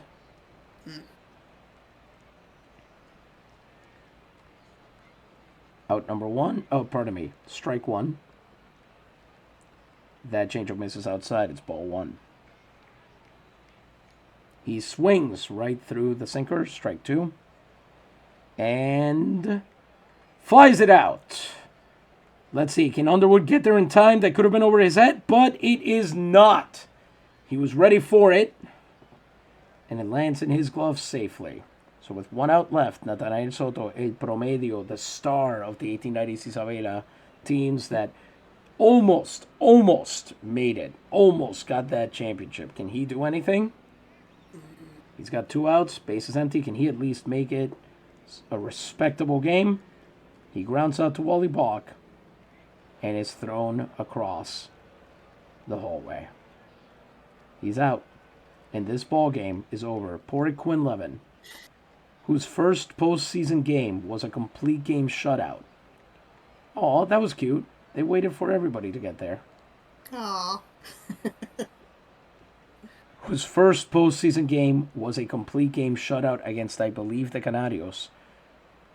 After a season that has been just absolute disaster for him, pitches a complete game shutout against a much better team to clinch a sweep of the first round. Wow. And that is why you play the games. Because you never know when your tired pitcher who is having just all the trouble getting through a game will figure a couple things out and manage to keep an entire lineup off balance for 9 innings. Mm-hmm. True heroics. They won him Ilustre of the series, of course. How could it be otherwise? Although we still feel in our hearts that Underwood or Wally Balk should have won it. Since they actually, played all 3 games. Yes. But it's hard not to reward a guy, and you can see the team themselves voting for it after the season that he had just had. The fact that he managed to give up 8 hits and not surrender a run, incredible. Mm-hmm. You might even say it was electric. Oh, there we go. Any final thoughts before we let him go, Louisa? I did not expect this game to go this way at all. But it was very exciting. I mean, the errors from the other team, that was, it feels it's a little bit cheaper. But seeing all those hits is very good. It's a very good game. Very true. Cannot disagree with that. Well, Gente, we're going to leave you for now. Hope the rest of your night goes very, very well, and hope we give you something else, some alternative programming to look forward to tonight, if all goes well, technically speaking. We will hope to be back on Valentine's Day to start the Mascot Bowl and the next round of the playoffs, but until then, as always, this has been Isidro Montalvo Espinosa, broadcast coordinator for Liga Nacional Puertorriqueña en vivo. Buenas noches, gracias mil, y Dios les bendiga.